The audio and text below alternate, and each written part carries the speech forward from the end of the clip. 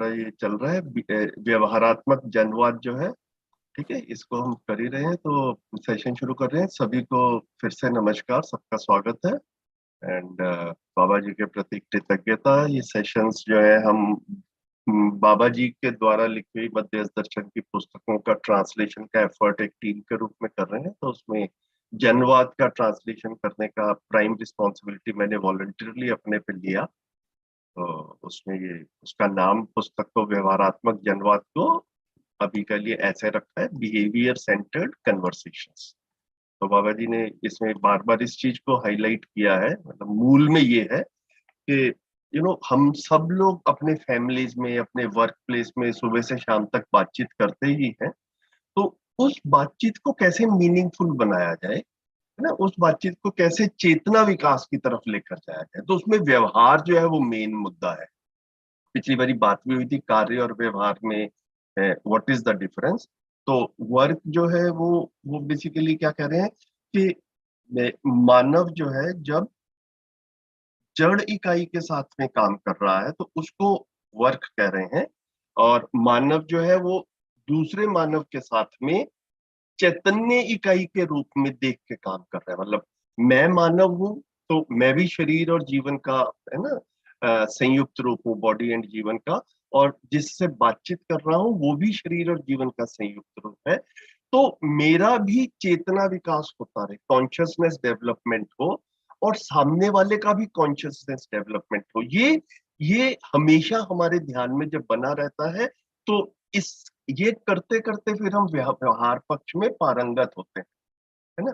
जब व्यवहार पक्ष की तरफ ध्यान जाता है तो अपने में क्या रिफाइनमेंट लानी है उसकी तरफ भी ध्यान जाता है, अपने अपने ही व्यवहार को हमारा देखने का अभ्यास बनता है। तो जब हम जड़ संसार के साथ में कुछ भी इंटरेक्शन रहता है तो उसमें सामने कोई फीलिंग नहीं रहती ना। जैसे मैं अगर लैपटॉप पे काम कर रहा हूँ, मैं टीवी देख रहा हूँ, मैं घर की सफाई कर रहा हूँ, मैं कुछ भी ऐसा कर रहा हूँ, तो उसमें जो है वो, अब टीवी देखते टाइम टीवी को अच्छा लग रहा है या बुरा लग रहा है, that is never the point. सिर्फ मैं अपने को ही देखता हूँ, तो इसको कार्य कहा। लेकिन जब जब आपसे बात हो रही है या घर में किसी से बात हो रही होती है, तो वो मेरे कुछ करने से मुझे भी अच्छा या बुरा लगता है, और मेरे कुछ करने से दूसरे को भी अच्छा या बुरा लगता है।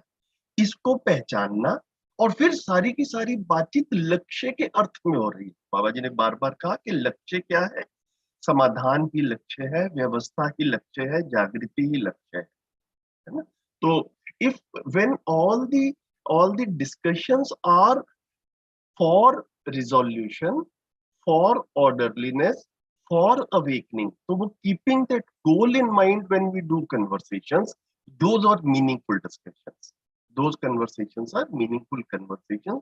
बाकी जो है टाइम पास, ऐसा जो है जब हम आगे पढ़ेंगे तो बाबा जी ने इसको स्पष्ट रूप में कहा है कि उसको गपशप कहते हैं ना, जो जो समाधान की तरफ नहीं लेकर जाता वो टाइम पास है। तो इस चीज को ध्यान में रखते हुए बाबा जी ने जो है ये व्यवहारात्मक जनवाद जो है वो रखा। और हमने पिछली बारी कमेंट लिखा ही था यहाँ पे कि जहाँ से रिव्यू करना है वहां पहुंच जाएंगे, तो वी आर हियर। तो नाउ ये वाला जो सेक्शन है, इसमें new paragraph on page T, page,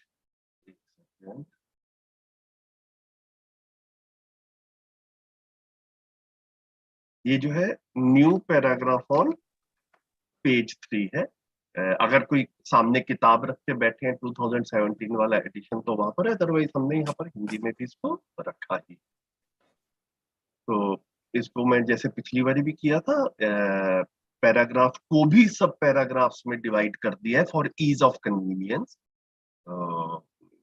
ये फॉर इसमें ईज पेज ऑफ रीडिंग। 4 नहीं है, ये पेज 4 है मेरी बुक में तो, या तो मेरा अलग लेट मी सी पेज 3 है, 2017 एडिशन अगर आपका है तो। अच्छा ठीक है, मेरा अलग होगा, ठीक है। हाँ दीदी, ये मेरे भी वेरीफाई कर लिया, किताब मेरे सामने ही है, ये पेज 3 ही है, मिडल पे नया पैराग्राफ शुरू होता है।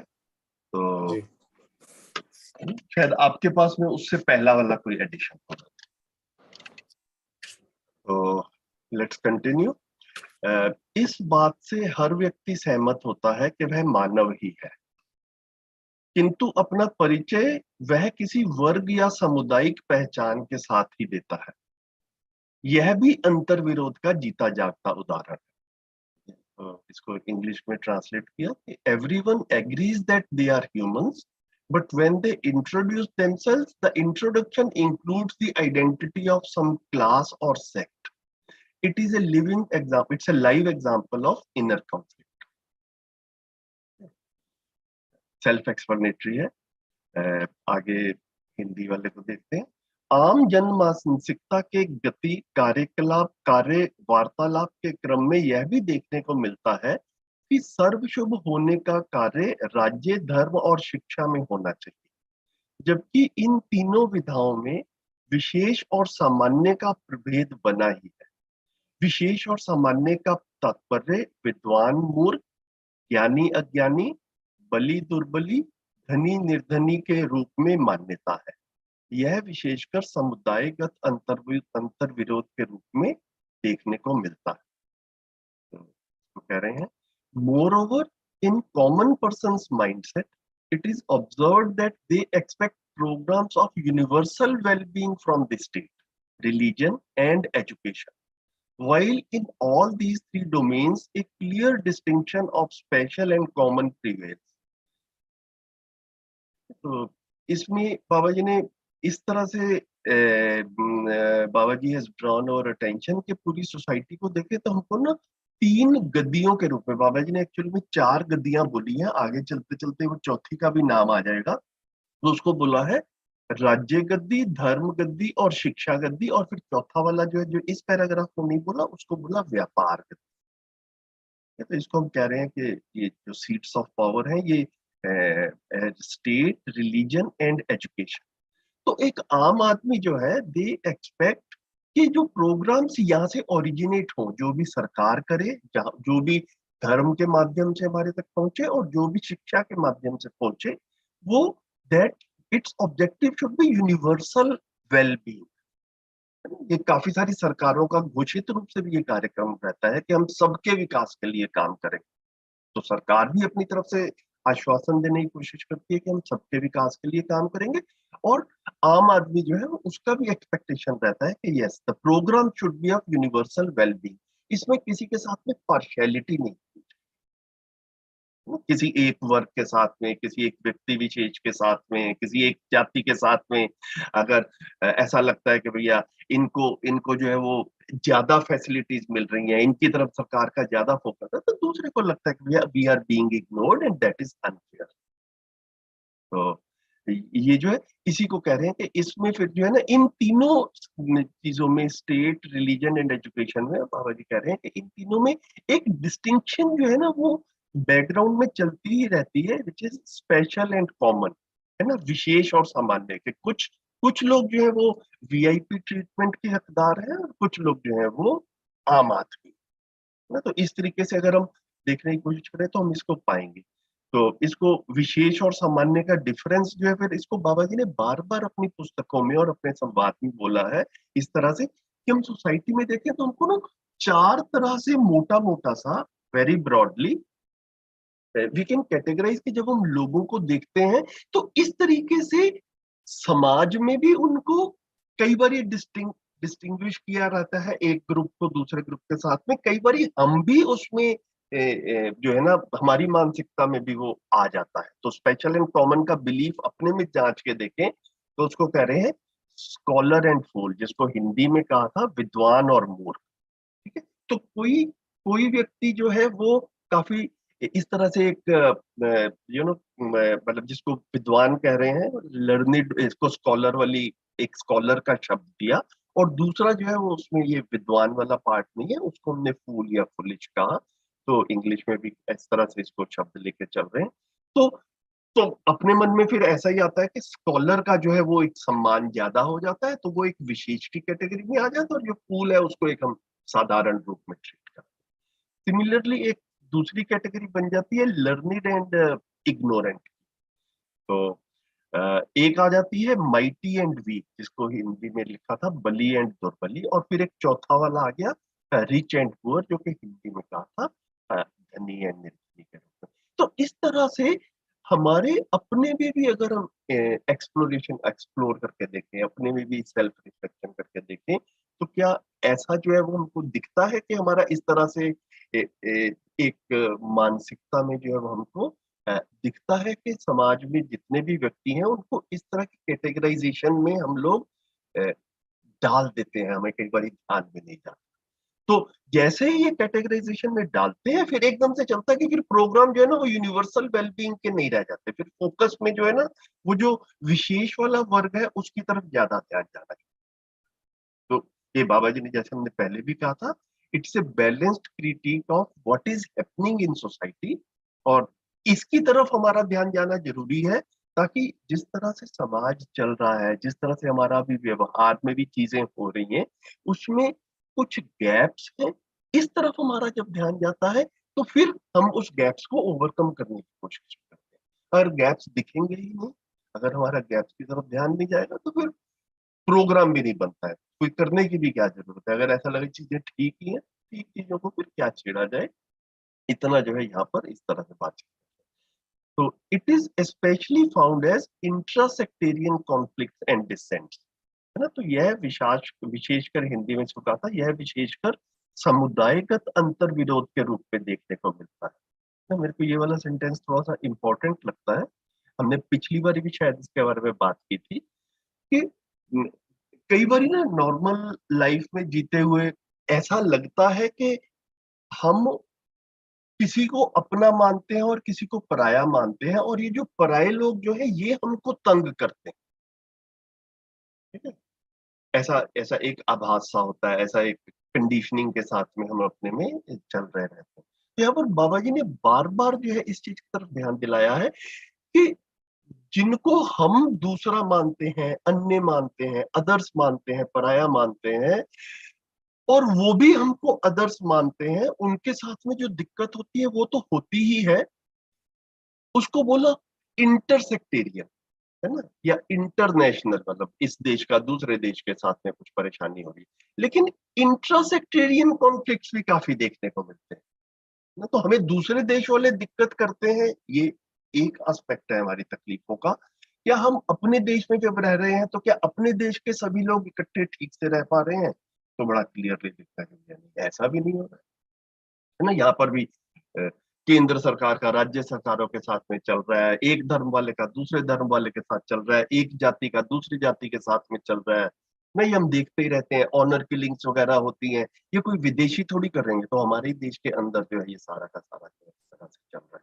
तो जिनको हमने अब जैसे 1947 से पहले हमें ऐसा लगता था कि ब्रिटिशर्स हम पे रूल कर रहे हैं, ये हमारी सारी समस्याओं की जड़ है, ठीक है। तो ब्रिटिशर्स चले जाएंगे तो फिर तो हम अपने ही लोग अपने ही लोगों का ध्यान रख ही लेंगे ना। अब 1947 में ब्रिटिशर्स चले गए, हम पिछले 70 साल से 75 साल से अब हम लोग अपने ही लोगों का अपने ही लोग ध्यान रख रहे हैं। हम उससे भी खुश नहीं है, है ना। एक दूसरे के साथ में शिकायतें बढ़ ही रही हैं, मुकदमेबाजियां बढ़ रही हैं, आरोप और है ना, एक दूसरे के ऊपर जो है वो इल्जाम वगैरह जो है वो चल रहे हैं। तो अपने जिसको हमने अपना माना उनके साथ भी ठीक से नहीं जी पा रहे हैं, उसमें भी ये बड़ा क्लियरली हमको दिखता है। ये एक बार ध्यान में जाए।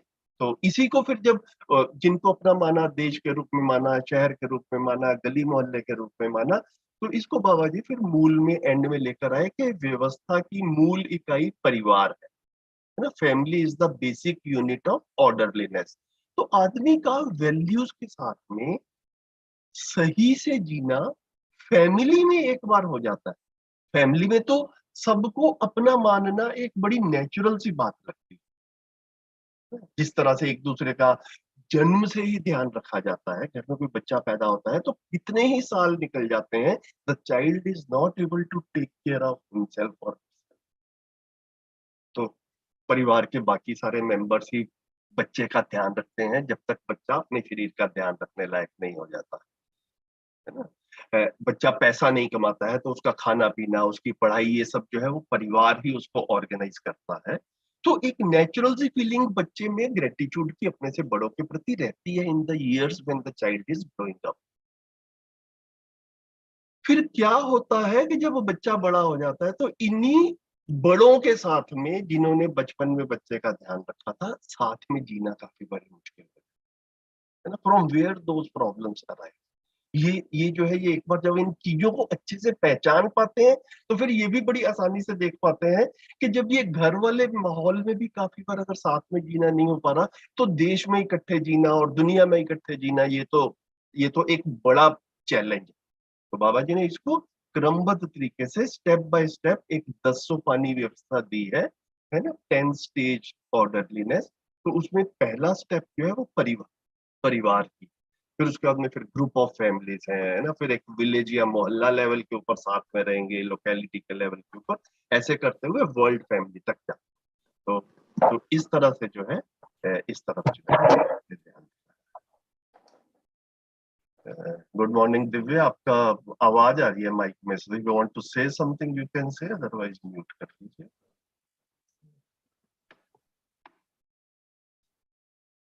ठीक है, तो इतना हो गया। अगले सेंटेंस पे चलते हैं। जन चर्चा में यह भी सुनने को आता है कि शिक्षा संस्कार आदि चारों परंपरा, शिक्षा संस्कार, राज्य, धर्म, व्यापार, ये जो भी हम बात कर रहे थे ना, ये चार व्यवस्थाएं हैं, चार गद्दियां हैं, इसको गद्दी के रूप में, सीट्स के रूप में बाबा जी ने बोला। Education, state, religion and commerce या बिजनेस। ये भी सुनने में आता है कि ये चारों परंपरा ठीक है और इस बात को स्वीकारा जाता है। तो काफी सारे लोग कहते हैं देखो भाई कुछ काम तो कर ही रहे हैं, ऐसा थोड़ी कि कुछ भी नहीं कर रहे, है ना। जितना भी हमको अपने आसपास व्यवस्थाएं दिखती हैं, तो ये कुछ ना कुछ इनकी मेहनत की वजह से ही हो रहा है। तो इसको कह रहे हैं, it is also heard in conversations that education, संस्कार, state, religion and business, all these four domains are working satisfactorily and many people concur with. परंपरा सहज विधि से हर मानव संतान किसी न किसी परिवार में समर्पित रहता ही है, जिसके फलस्वरूप परिवार के रूढ़िगत स्वीकृत खान पान, बोली, भाषा, रहन सहन और व्यवहार मर्यादाओं को यथासंभव हर शिशु ग्रहण करता है। By way of tradition, every child remains dedicated or loyal to some family or the other. As a result, to varying degrees, the child keeps on conforming to the traditions in the family, its food habits, language, lifestyle, and customary behavior. तो ये भी एक बड़ी normal सी बात है, हम सबने इसको लाइफ में महसूस किया ही है। जिस माहौल में बच्चा बड़ा होता है, तो उसको in in these you know aspects to varying degrees adopt कर ही ले। इसके कुछ दिनों बाद, मतलब वो बच्चा बड़ा हुआ तो पहले परिवार की बात कर रहे थे, अब इसके बाद में वो पढ़ने के लिए कहीं बाहर जाता है, उस चीज को कह रहे हैं। इसके कुछ दिनों बाद किसी शिक्षण संस्था में भाई बहनों, मित्रों, गुरुजनों के बीच जो कुछ भी सीखने को, सुनने को, समझने को, पढ़ने को मिलता है, इन सबको हर मानव, इन सबको हर बालक अथवा हर विद्यार्थी अपनी ग्रहणशीलता सहज विधि से ग्रहण करते हैं। तो कह रहे हैं, after a certain age, whatever they get to learn, hear, understand in their educational institute from their siblings, friends, and teachers, all children or students grasp it corresponding to their receptivity. है ना, पात्रता को बोला, अपनी अपनी receptivity हर student की रहती ही है, हर बालक की रहती है, तो उसके अकॉर्डिंगली जो कुछ भी वहां पर भी मिलता है उसको भी वो ग्रहण करते हैं, ग्रास्प करते हैं। फिर शिक्षा भी पूरी हो गई, कॉलेज वगैरह हो गया, युवावस्था में आ गए, तो यहाँ इसको इस सेक्शन में इन लाइंस में कह रहे हैं, युवावस्था को पार करते करते किसी ना किसी धर्म गद्दी, धर्म प्रणाली, धार्मिक रूढ़ियों को स्वीकार लेते हैं। इसी के साथ साथ किसी ना किसी देश, राष्ट्र, संविधान और भाषा, जाति चेतना सहित अपनी पहचान को सजाने के लिए हर युवा और प्रौढ़ व्यक्ति यत्न प्रयत्न करते हैं। इसको करें, by the time they cross their youth, they accept some religion along with its practices and customs. Side by side, all youth and elderly try to associate their identities with some country, constitution, language, or the caste they belong. ये सुनने में मेरे को self satisfactory self explanatory सही लगा, तो आगे भी बढ़ सकते हैं। ये मैं कल जब अपने इसको इस तरह से कॉलम वाइज रख रहा था, कुछ सेक्शंस मेरे को ऐसे लगे थे जो मुझे लगा था कि कहीं बातचीत में छूट ना जाए, तो मैंने इनको कल ही हाईलाइट कर लिया था। तो नाउ इस हाईलाइट का सिर्फ इतना ही मतलब है कि ये मेरे लिए नोट्स हैं कि दीज आर सम थिंग्स जिसके ऊपर हम थोड़ा डिटेल में भी बात कर लेंगे। तो इसके उपरांत इस अवस्था तक जो कुछ भी स्वीकारा रहता है उसके प्रति अपनी निष्ठा को जोड़ते हैं। जिन जिन मुद्दों को स्वीकारे नहीं रहते हैं उसमें उनकी निष्ठाएं अर्पित नहीं हो पाती। इसी कारणवश हर समुदाय में पीढ़ी दर पीढ़ी परिवर्तन की दिशा बनती रहती है। यही मानव परंपरा की विशेषता है। After this, to whatever they have conquered till then, their commitment is seen towards that। तो इसको क्या कह रहे हैं कि जब बच्चा बड़ा होता है तो जो युवावस्था तक की जैसे बात अभी पिछले सेंटेंसेस में की बाबा जी ने, तो बच्चे तक वो सारी चीजें पहुंच जाती हैं और बच्चा उन सबको देख लेता है और उन सबके साथ में एक्सपेरिमेंट भी कर लेता है। जैसे घर में जो खाना खाया जाता है तो बच्चा भी वो खा ही लेता है, उसको परोसा ही जाता है। फिर धीरे धीरे बड़े होने तक बच्चा जो है खाना, भाषा और जो विचारधारा और कार्य व्यवहार जो है, इस सबको देखते हुए बच्चे का ना कुछ कुछ ऐसा अपना एक निष्कर्ष निकलना शुरू हो जाता है कि कुछ चीजें ठीक है जिसके साथ में मैं एग्री करता हूँ, आई conquer with that, that is what the child decides. So after this, to whatever extent they have conquered till then, their commitment is seen towards that। तो जो जो उनको ठीक लगता है उसके प्रति तो वो बिल्कुल कमिटमेंट के साथ में लगे रहते हैं। तो जो ठीक लगता है उस ठीक के लिए वो बोल भी जाते हैं। घर में भी अपने बड़ों से कई बार जो है वो बातचीत कर लेते हैं कि नहीं मम्मी ये ठीक नहीं हो रहा, हमें पापा ये ठीक नहीं लग रहा है ना। छोटा बच्चा जितना छोटा होता है उतना उसको ठीक गलत का पता नहीं होता, लेकिन ये टीन एज तक आते आते, जिसको युवावस्था कह रहे हैं, पढ़ाई पूरी हो रही है, उस स्टेज तक करते करते बच्चों का एक वो सही गलत वाला एक नोशन जो है वो बनना शुरू हो जाता है।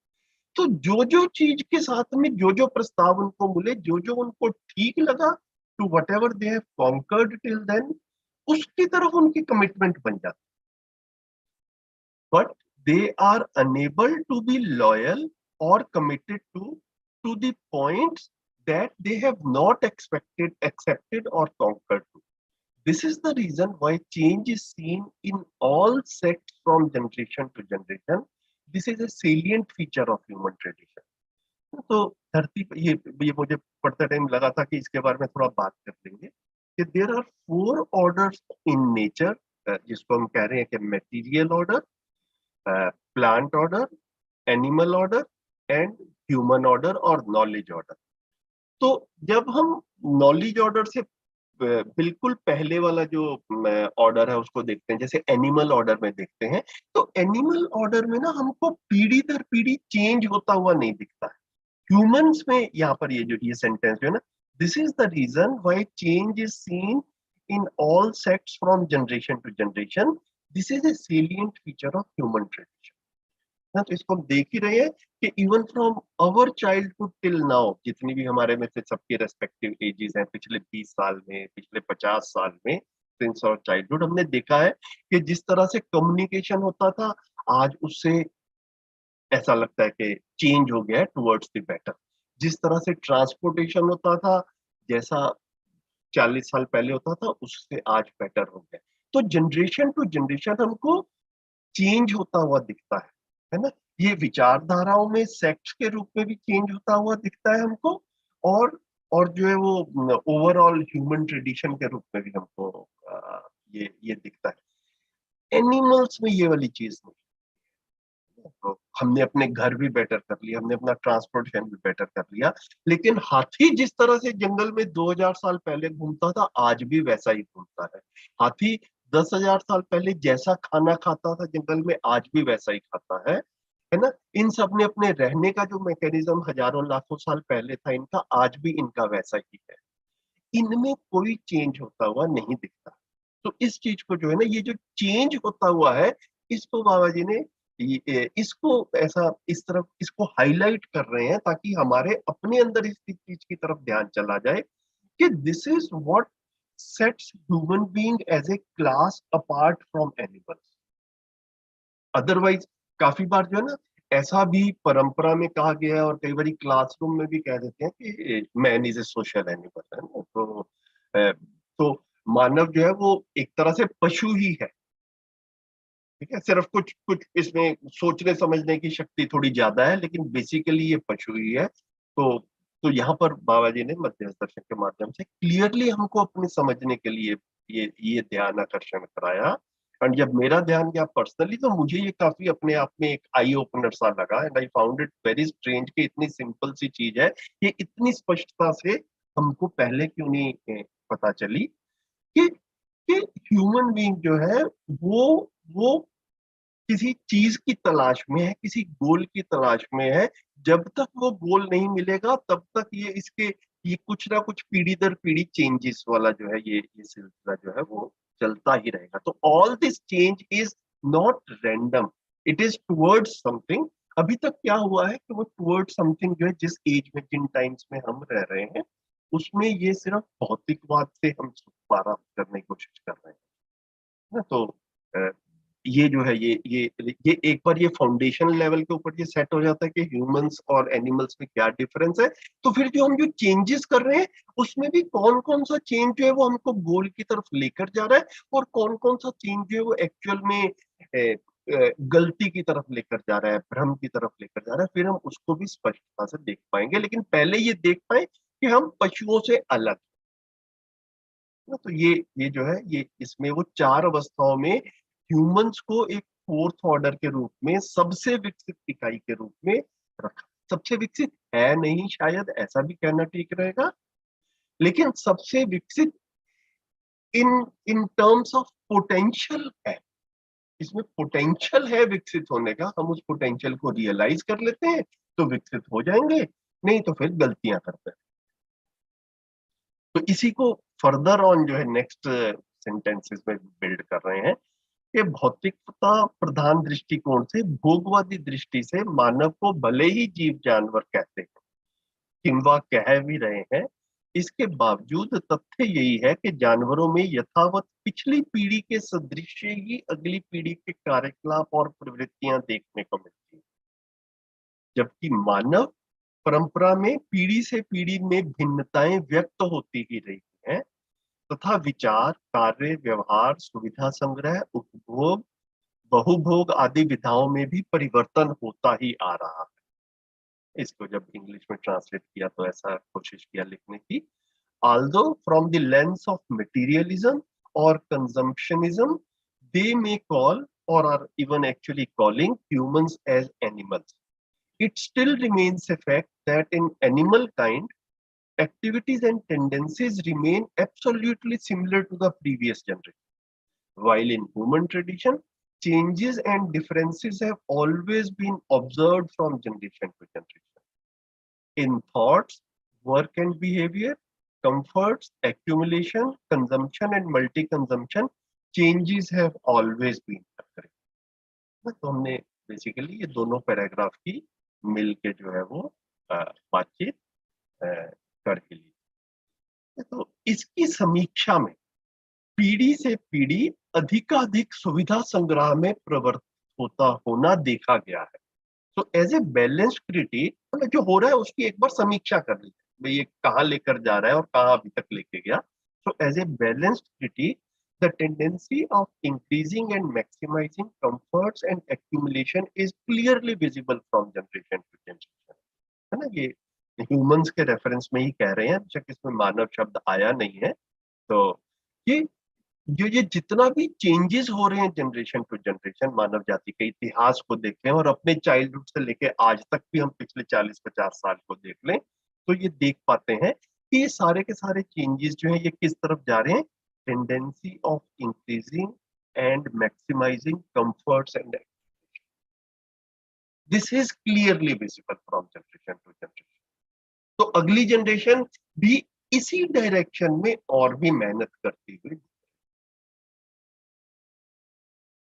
ठीक हो गया इतना, तो विल कंटिन्यू। लेकिन मुझे लग रहा है कि मैं मतलब आप में से कभी भी किसी को भी लगे कि बातचीत करने में there's an immediate point on which you want to discuss, क्योंकि उसकी वजह से आगे नहीं समझ में आ रहा है, तो बीच में भी आप रोक के बात कर सकते हैं। एंड बीच बीच में मैं अपनी तरफ से भी जो है ना फॉर्मली भी आपसे पूछ लिया करूंगा, विच आई एम डूइंग नाउ, कि अभी हमने इतना जो पढ़ लिया पिछले 30-25 मिनट में, ये एक फ्लो में कुछ बात हुई है, इसमें किसी को लगे कि किसी चीज की तरफ ध्यान गया या समथिंग इज नॉट क्लियर, तो प्लीज बताएं, नहीं तो आगे बढ़े। मेरा एक ऑब्जर्वेशन है इसमें, हाँ, बताएं पूछना चाह रहा था। हाँ, ये तो एकदम बिल्कुल मैं कनेक्ट कर रहा हूँ कि जैसे मैंने भी देखा कि जनरेशन टू जनरेशन कैसे लाइफ चेंज हुई कंफर्ट के स्टैंड पॉइंट से, कि पहले घर कैसे थे और अब घर कैसे होते जा रहे हैं, लाइक बाथरूम्स कैसे, बहुत छोटे छोटे एग्जांपल्स बिल्कुल हैं। बिल्कुल ठीक बात है, बिल्कुल हाँ, ठीक है। तो लेकिन एट द सेम टाइम ये साइंस भी इसमें बहुत बड़ा रोल प्ले कर रहा है ना, लाइक हमारे पास अवेलेबिलिटी भी आती जा रही है, शायद अगर वो नहीं होती तो इज इट कि हम लोग नहीं आ पाते यहाँ पे जहाँ पे नहीं हम नहीं, आए हैं। बिल्कुल बिल्कुल, तो ये collective effort of human kind है भैया, है ना। मतलब अगर मैंने अपना बाथरूम अच्छा कर लिया, मैंने अपने बेड के मैट्रेसेस जो है वो बढ़िया वाले ले लिए, तो समाज में किसी ने कुछ साल लग के उन चीजों पे मेहनत की और वो वाले प्रोडक्ट्स मार्केट में अवेलेबल है, तभी मैं अपने घर लेके आ पाया। ठीक है, हाँ, तो पूरी ह्यूमन काइंड का कलेक्टिवली जो है फोकस फिजिकल फैसिलिटीज पे, this is what we are trying to say. तो फिजिकल फैसिलिटीज का डेवलपमेंट भी हो रहा है, हम बाहर निकलते ही हैं तो हमको दिख ही जाता है, बाजार में भी दिख जाता है, किसी भाई बहन के मित्र के घर जाते हैं तो वहां पर भी दिख जाता है, और दिख जाता है तो फिर हमको किसी ना किसी को घर में अच्छा लग ही जाता है, तो फिर लगता है कि हमारे घर में भी आ जाए। So this is the direction in which change has been generally happening in the past, इस तरफ हमारा ध्यान चला। तो बाबा जी ने पूरी चीजों को ऐसा इस तरह से दो पार्ट्स में रखा है, एक है मेटीरियलिज्म में विकास, एक है मानसिकता में विकास, कॉन्शियसनेस डेवलपमेंट, चेतना विकास। ठीक है, तो मेटीरियलिस्टिक फैसिलिटीज में बढ़िया सामान मिले, सुविधाएं बढ़े, ये एक एस्पेक्ट है विकास का, लेकिन आदमी अच्छा हो, मानव का आचरण ठीक हो, है ना, वो भी एक विकास का बेसिस बन पाए, वो अभी तक बना नहीं ना। इसको हाँ, बाबा जी ने काफी जगह पे इस तरह से, मतलब शिविरों में भी बात हो ही जाती है, कि जैसे हम लोगों भी देखें कि, एक सेकंड प्लीज,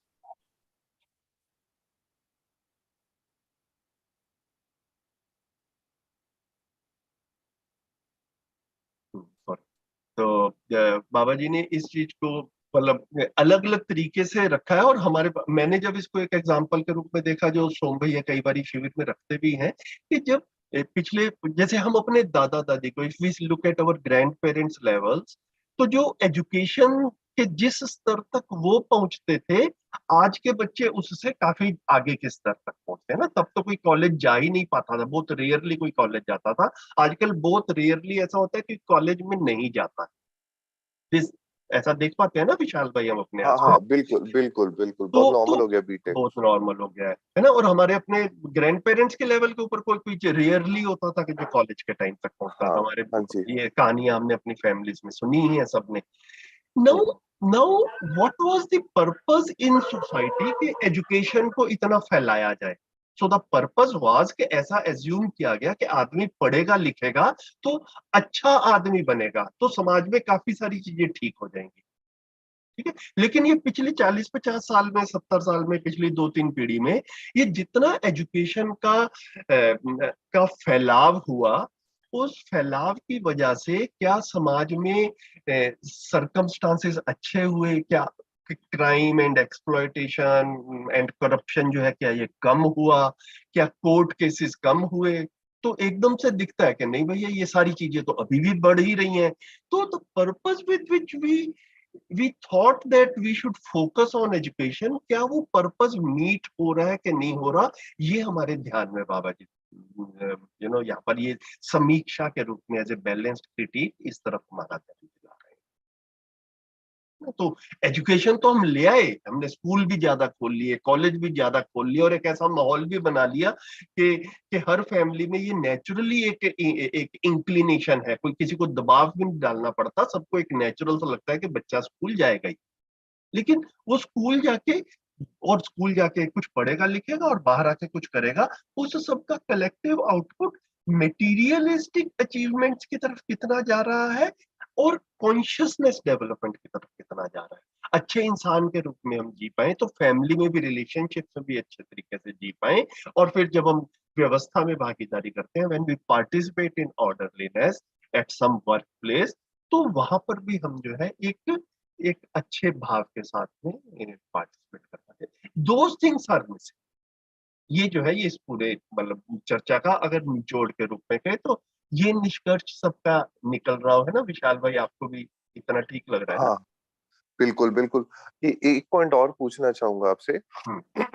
ये जो एक्चुअल में एजुकेशन का फोकस जो पूरी तरह से मटेरियलिज्म पे ही हो गया, जो पूरा दिखता है, एट द सेम टाइम हम क्लेम भी ऐसा करते हैं कि अगर जैसे कोई लाइक न्यूसेंस होता है या फिर कोई अनसिविलाइज्ड होता है तो हम उसको अनएजुकेटेड कह देते हैं। तो आई थिंक हम लोग चाहते कुछ और है एजुकेशन से, सिविलाइज्ड होना, बट हम हो नहीं पा रहे हैं।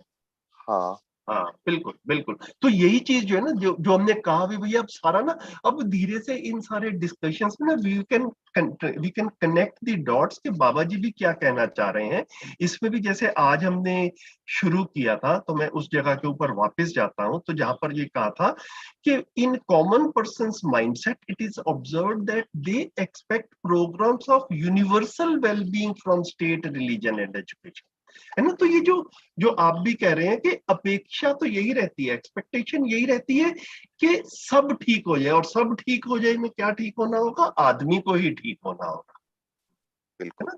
तो आपने जो कहा, तो एकदम से देखिए कि एक एक जब ना हम एक फोकस्ड वे में एक कन्वर्सेशन कर रहे हैं, when we are having this dialogue, तो जो कुछ भी कहा है शायद उस टाइम पढ़ते टाइम हमारा इतना ध्यान नहीं जाता, लेकिन अपनी ही बातों के बाद में फिर हम देख पाते हैं कि हाँ, यही हमारी चाहना थी, है ना? ये हम इतना हाँ एफर्ट लगा रहे हैं एजुकेशन में भी, और कुछ ना कुछ ये धार्मिक विचारधाराओं में भी, दान पुण्य भी हमारा चलता ही रहता है ना? सरकारों में भी हम ये इलेक्शंस हो और ये सारा ब्यूरोक्रेसी चलता है, और हम सब उसमें भी इतने टैक्सेस वगैरह अपने देते हैं।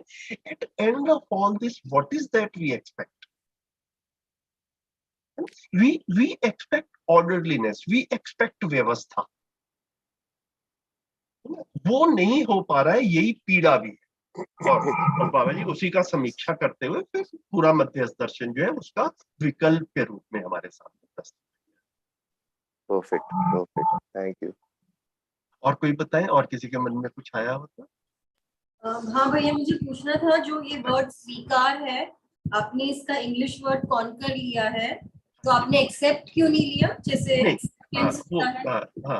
वो दीदी, you know like I am using both these words, तो मैं मतलब काफी बार एक वर्ड को ऐसे सिर्फ मतलब फ्रीज करके चलने से शायद काम नहीं चलता। अभी इसको पढ़ के देख सकते हैं, दिस इज ए मतलब good discussion that we are having. आप लोग भी बताएं कि ऐसे जो है, इसके उपरांत इस अवस्था तक जो कुछ भी स्वीकारा रहता है उसके प्रति अपनी निष्ठा को जोड़ते हैं।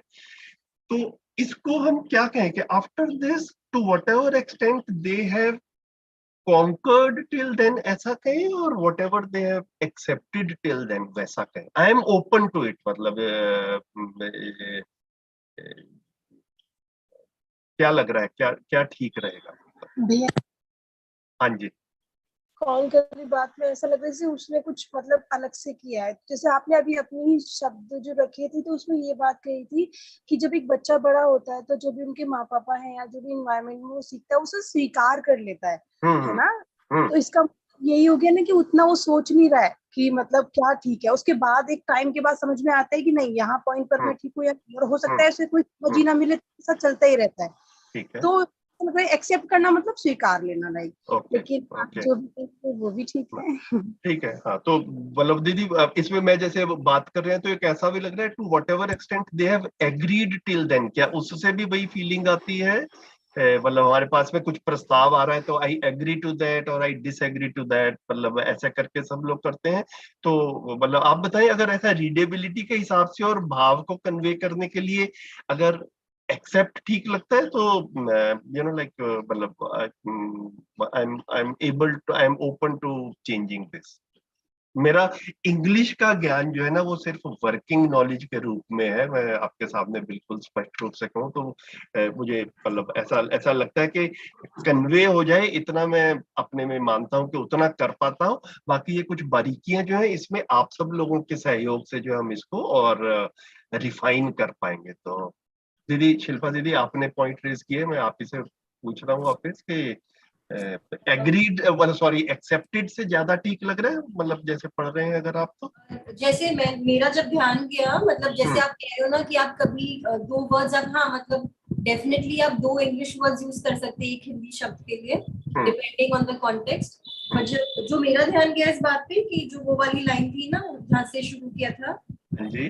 पैराग्राफ्स में, शिक्षा संस्कार आदि चारों परंपरा, हाँ शिक्षा जी। संस्कार राज्य धर्म व्यापार व्यवस्था ठीक है और इस बात को स्वीकारा जाता है। तो मतलब हाँ जैसे इस बात को स्वीकारा जाता है तो मुझे लगा कि वहां पर एक्सेप्ट ज्यादा इजीली फ्लो हो रहा है, बस मुझे ऐसा लगा ठीक है। कॉन्कर की जगह ना वहां ठीक है, पर मुझे ऐसे लगा। तो ये कहाँ पर था, ये कौन से वाले पैराग्राफ? ये मेरे एक्चुअली मेरा वो ओल्ड है तो पेज 4 है, आपका आई थिंक 3 होगा फिर, वही जो आपने शुरू की थी ना उसमें ही आगे जाकर ये सेंटेंस था।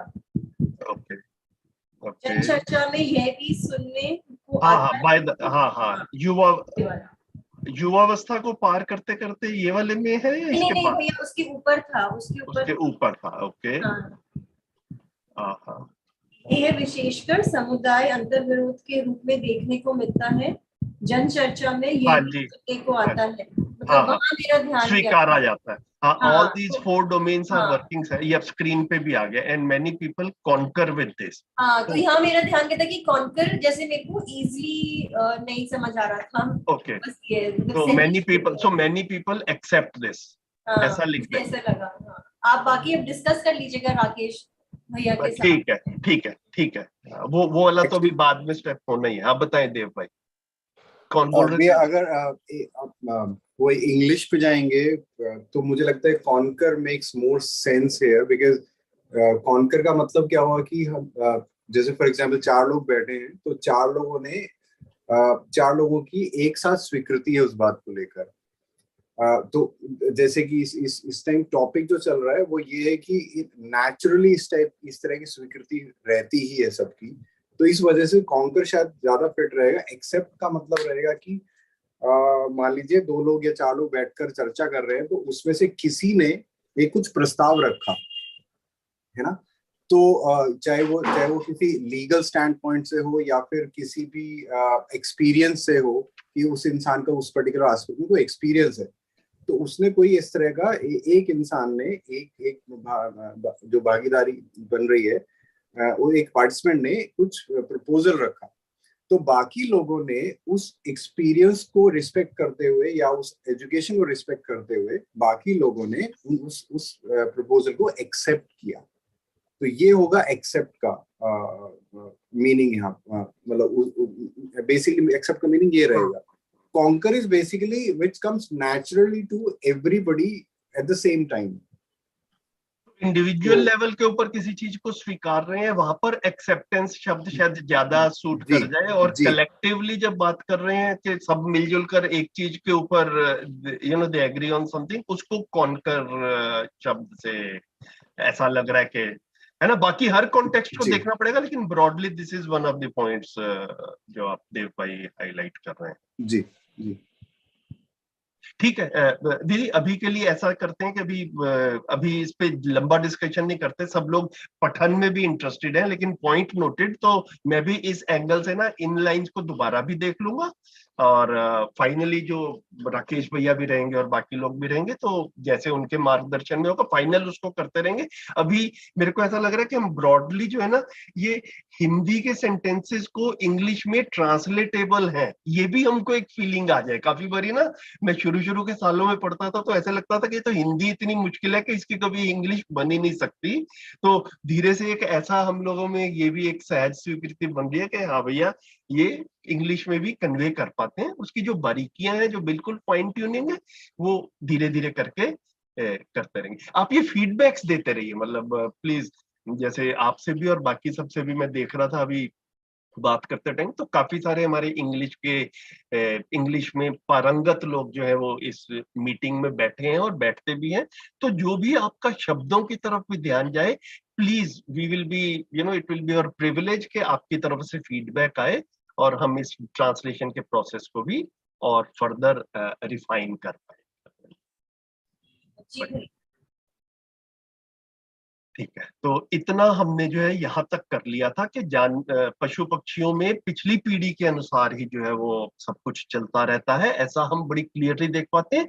मानव में हमको पीढ़ी टू जनरेशन जो है वो चेंजेस होते हुए दिखते हैं, and this is where the potential of humans जो है वो उसकी तरफ हमारा ध्यान जाता है, and then we can say that humans are a class apart from animals, है ना। तो इसीलिए इसको एक अलग अवस्था के रूप में, धरती पर 4 अवस्थाएं जो बोलते हैं, तो उसमें क्लियरली मध्यस्थ दर्शन में मानव को एक अलग अवस्था में रखा है, जो कि अध्यात्म में और विज्ञान में कई बार ना इसमें लाइन काफी ब्लर्ड सी है कि भैया पता नहीं किसी किसी किसी तरीके से पशुओं जैसा ही है, किसी किसी तरीके से अलग है, तो कुछ कॉन्क्रीट कंक्लूजन्स जो है वो कई बार नहीं।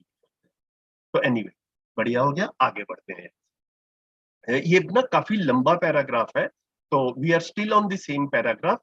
ये पढ़ने में जो आपको लेफ्ट एंड राइट में छोटे छोटे पैराग्राफ दिख रहे हैं, this is just for convenience in reading, कि हमने ऐसा किया है ताकि हम हिंदी और इंग्लिश को आपस में रिलेट कर पाए, otherwise it's the same paragraph which we are reading. कट्टरवादिता, अंधविश्वास और अन्य अर्थविहीन रूढ़ियों के प्रति पुनर्विचार करने के लिए प्रवृत्तियां अधिकाधिक लोगों में उदय होती हुई दिखने को मिलती है। इन्हीं तथ्यों से पता चलता है कि मानव जीव जानवरों से भिन्न है। भिन्नता का मूल स्रोत सर्व मानव में प्रकाशित कल्पनाशीलता, कर्म स्वतंत्रता ही है। Tendencies of having a rethink on fanaticism, superstitions, and other meaningless customs are seen to be rising in a majority of people. These facts clearly indicate that humans and animals are a class apart. Main source of the distinction is the imagination and free will seen in all. तो ये चीज भी हम देख ही पाते हैं कि बेशक समाज में परिस्थितियां जो है वो ठीक नहीं है। मतलब हमने कहा कि करप्शन एंड आपस में काफी बार जो है वो हम लोग ऐसा देखते हैं कि one religion against the other religion, वो कॉन्फ्रंटेशंस जो रहती हैं, ये फेनेटिसिज्म जो है, और ये बढ़ता हुआ दिख रहा है, लेकिन एट द सेम टाइम हम चाहते हैं कि ये ना हो। So this is what Baba ji is highlighting, कि इसकी तरफ एक रीथिंक जो है वो काफी सारे लोगों में होता हुआ दिख रहा है। मतलब they do not like it, ये वाली चीज जो है ये it is coming on the surface, मतलब ये अंदर ही नहीं है, ये बातचीत में भी ये चीज जो है ये निकल कर आती है कि majority of people they clearly से कि ये वाली चीजें ठीक नहीं है ना। तो इसी को ही फिर यही जो है, इन्हीं तथ्यों से पता चलता है कि मानव जीव जानवरों से भिन्न है। तो इसका मेन डिफरेंस क्या है? ये जो इमेजिनेशन एंड फ्री विल जो है ना, ये दो चीजें हैं जो ह्यूमंस में है, जो नेचर का, बाबा जी ने अपने हिंदी में शब्दों में ऐसा बोला है कि ये वरदान है प्रकृति का मानव के लिए। तो हर मानव में कल्पनाशीलता और कर्म स्वतंत्रता है। तो जो this imagination which humans have, उसमें पोटेंशियल जो है to know everything that exist, वो वाला पोटेंशियल ह्यूमंस में है। जब हम एनिमल्स में देखते हैं तो इमेजिनेशन जो है ना, टू नो एवरीथिंग वाला इमेजिनेशन ही एनिमल्स में नहीं है। एनिमल्स की इमेजिनेशन सिर्फ अपने शरीर तक और जिस हर्ड में वो रहते हैं, जिस ज्योग्राफी में या जिस टेरिटरी में रहते हैं, उस टेरिटरी तक की जो जो इमेजिनेशन है, वही इनकी एनिमल्स की इमेजिनेशन, ठीक है। ह्यूमंस की इमेजिनेशन में सब कुछ समझना है, ये वाला in the form of a seed is naturally planted, हर मानव में ये पहले से ही है। तो जैसे मैं कई बार, मेरे को शुरू शुरू के दिनों में इसको मैंने जब अपने में एक्सप्लोर करने की कोशिश की कि एग्जाम्पल्स के रूप में देखें, ताकि ये थोड़ा हम ना सॉलिडली इस बारे में बात कर पाए। तो मेरे को इस तरह के उदाहरणों की तरफ ध्यान गया कि मानव ये जानना चाहता है कि धरती गोल है या चपटी है। ह्यूमंस का ही इस तरफ ध्यान जाता है कि धरती सूरज के आसपास चक्कर लगाती है या सूरज धरती के आसपास चक्कर लगाता है ना। It is only the humans who want to know कि भैया ये एग्जिस्टेंस कितना बड़ा है, हमारी एक गैलेक्सी है, वो गैलेक्सी भी कैसे शुरू हुई, कोई बिग बैंग हुआ, वो हुआ कि नहीं हुआ, like humans are imagining all this. जब हम एनिमल ऑर्डर की बात करते हैं तो किसी भी एनिमल ऑर्डर में कोई एविडेंस नहीं मिलता कि उनमें ये वाले प्रश्न उठते हैं। ठीक हो गया।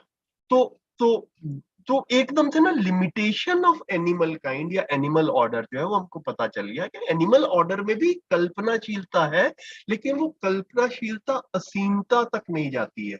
It is bounded within their herd and up to their body and their own children, वहां तक उनकी कल्पनाशीलता जो है वो चलती है।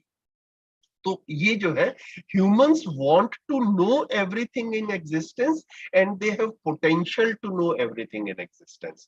This is the main difference. तो ये imagination इसको बोला। और फिर वो जितना वो कल्पनाशीलता का विस्तार होता है, जितना वो हमारा imagination में आता है, उसको ही फिर अपना चैनलाइज अपने वर्क एंड बिहेवियर में करते हैं। तो इसको कर्म स्वतंत्रता बोला। तो फिर हम कुछ भी कर भी सकते हैं। तो अभी बाबा जी क्या कर रहे हैं, अगर हम ये जितनी बातचीत कर रहे हैं तो बाबा जी हमारी कल्पनाशीलता में ये डाल रहे हैं कि बेटा तुम सिर्फ शरीर नहीं हो, है ना। Humans are not only body. तो हम में ये पोटेंशियल है ये समझने का। और कहीं ना कहीं पे नेचुरली हमको ऐसा एक नेचुरल इंक्लिंग भी रहता है कि भाई अपना डिजाइन जो है ना सिर्फ बॉडी के रूप में पूरा भी नहीं पड़ता है। तो बाबा जी उसको बिल्कुल स्पष्ट रूप से ये this is what Baba ji is trying to do here कि ये हमारी कल्पनाशीलता में आ जाए कि मैं केवल शरीर नहीं हूँ, शरीर और जीवन का संयुक्त रूप हूँ। And the combined, all humans are combined form of body and जीवन। हमें बॉडी के लिए भी कुछ करना है, दैट इज ए रियलिटी। उसके लिए मानव जाति कर ही रही है पिछले हजारों सालों से, बट हमको ये जीवन के लिए भी करना है। तो जो मटेरियलिस्टिक डेवलपमेंट है, जो भौतिक विकास है, वो भौतिकता के मटेरियलिज्म के डोमेन में आएगा। एंड देन ये जो कॉन्शियसनेस डेवलपमेंट है, ये हम जब एक बार समझेंगे कि मैं शरीर और जीवन का संयुक्त रूप हूँ, तो जो जीवन का विकास है, जो चैतन्य पक्ष का विकास है, उसको कॉन्शियसनेस डेवलपमेंट कह रहे हैं। तो ये कॉन्शियसनेस डेवलपमेंट होने से फिर ये हमारे कार्य व्यवहार में भी आएगा। जब तक इस तरफ ध्यान नहीं रहता तब तक गलतियां होती। तो ये जो इमेजिनेशन एंड फ्री विल है, ये जो है इसको इस तरीके से देख सकते हैं और धीरे धीरे अपने में देखा जाए। हाँ जी हितेश, प्लीज बताएं क्या कह रहे हैं। भैया मेरा एक ना वैसे हर बार सुना है बट फिर भी एक क्वेश्चन फिर भी रह गया है कि ना अगर हम देखें कि मानव जीवन है, जो जीवन के अंदर जो कल्पनाशीलता असीम है वो कहाँ से है। तो वो व्यापक वस्तु में डूबा भीगा गिरा है और व्यापक वस्तु असीम है, इसलिए मेरे अंदर जो आशा विचार का जो कल्पनाशीलता है वो मेरी असीम है। तो पशु शरीर को भी जीवन चलाता है, तो वो भी तो व्यापक वस्तु में है, तो उसमें जो कल्पनाशीलता है वो असीम है या नहीं। अगर है तो हो सकता है कि उनका मेधस तंत्र इतना विकसित ना हुआ हो कि वो सबको मतलब दिखा पाते हो, है ना। ऐसा है, या फिर उनमें उनकी कल्पनाशीलता असीम नहीं है। मतलब इन दोनों में से क्या हो सकता है। मैं हर बार सुनती हूँ मतलब तो मुझे लगता है कि हाँ मतलब मैं कन्विंस हो जाती हूँ, बट फिर भी कहीं ना कहीं इंटरनल कंफ्यूजन है कि जो पशु शरीर में जो जीवन है और जो मानव शरीर में जीवन है, इन दोनों जीवन में क्या होने के रूप में कुछ अंतर है। क्योंकि एक बार जैसे अगर एक कुत्ता है, उसने डिसाइड कर लिया कि उसको मानव शरीर ही लेना है, तो फिर उसमें क्या उसके बाद कल्पनाशीलता असीम आ जाती है। ये कंफ्यूजन है मुझे। तो मेरे ख्याल से आपके पास में ऑप्शन के रूप में तो है ही, और जो आपने सेकंड ऑप्शन बोला मेरे को वो वाला ठीक लगता है, मतलब आई एम ऑलमोस्ट श्योर कि वो ठीक ही है कि बाबा जी ने जिन शब्दों में इस चीज को प्रस्ताव के रूप में हमारे सामने रखा, अभी हमारे सामने सूचना ही है कि जीवन जो है वो एक ही तरह की रियलिटी है। पशु शरीर को चलाने वाला भी जीवन उसी तरह का ही है जो कि मानव शरीर को चलाने वाला है ना। इसको बिल्कुल अगर जड़ के रूप में देखें, अगर कुछ साथी नए हैं तो हम दूसरे उदाहरण भी लेकर के चल सकते हैं कि जैसे जैसे हम सल्फ्यूरिक एसिड लें और पानी लें, है ना, तो सल्फ्यूरिक एसिड का जो जो इफेक्ट रहता है, उसकी जो कैरेक्टरिस्टिक्स है वो डिफरेंट है, और पानी की कैरेक्टरिस्टिक्स जो है वो डिफरेंट है, लेकिन दोनों में हाइड्रोजन वही है ना, दोनों में ऑक्सीजन वही है, लेकिन फिर भी जो है वो दोनों जो है उनका कैरेक्टरिस्टिक्स जो है वो अलग अलग हो जाती है। तो हाइड्रोजन के रूप में सेम तरह का ही हाइड्रोजन पानी में है, सेम तरह का हाइड्रोजन सल्फ्यूरिक एसिड में है, सेम तरह का ऑक्सीजन पानी में है, सेम तरह का ऑक्सीजन सल्फ्यूरिक एसिड में है। तो इसी तरह से बाबा जी का प्रस्ताव है कि जीवन भी जो है, पशुओं को भी जो जीवन चला रहा है और जो मानव को भी जो जीवन चला रहा है, जीवन एक ही तरह का है। It is similar, absolutely similar. Brain जो है वो, ह्यूमंस का ब्रेन जो है वो ज्यादा विकसित है ना, वो मतलब वो जितना विकसित हो सकता है नेचर में उतना विकसित है। पशुओं का जो, पशु पक्षियों का, उन सबका जो मेधस है, जो ब्रेन है, वो कम विकसित है। तो इसको इस तरह के देख सकते हैं कि जीवन को ब्रेन से कम्युनिकेट करना होता है, तो जीवन में तो पूरा पोटेंशियल है सिग्नल्स देने का भी और सिग्नल्स ग्रहण करने का भी, to receive the signals and to transmit the signals. जीवन में पूरा पोटेंशियल है। ये जो ब्रेन वाली मशीनरी है ये पशुओं में कमजोर है और मानव में जो है ये विकसित है। तो वो जो जीवन के सारे सिग्नल्स जो है वो असीमता वाले, जो तो मानव के ब्रेन के साथ में जब जीवन रहता है तो उसका कम्युनिकेशन जो है वो कंप्लीट होता है। ऐसा देख, मैं इसको ऐसा आपके जी प्रश्न का जवाब मिला? जी भैया जी, मैं समझ गई। ठीक। तो बस वो व्यक्त होने का उसके पास नहीं रहता मेधस तंत्र इतना विकसित कि वो पूर्णतः व्यक्त हो सके, बस इसलिए वो मतलब वो जीव शरीर और मानव शरीर में मतलब बिल्कुल उसमें अंतर आ जाता है। बिल्कुल बिल्कुल।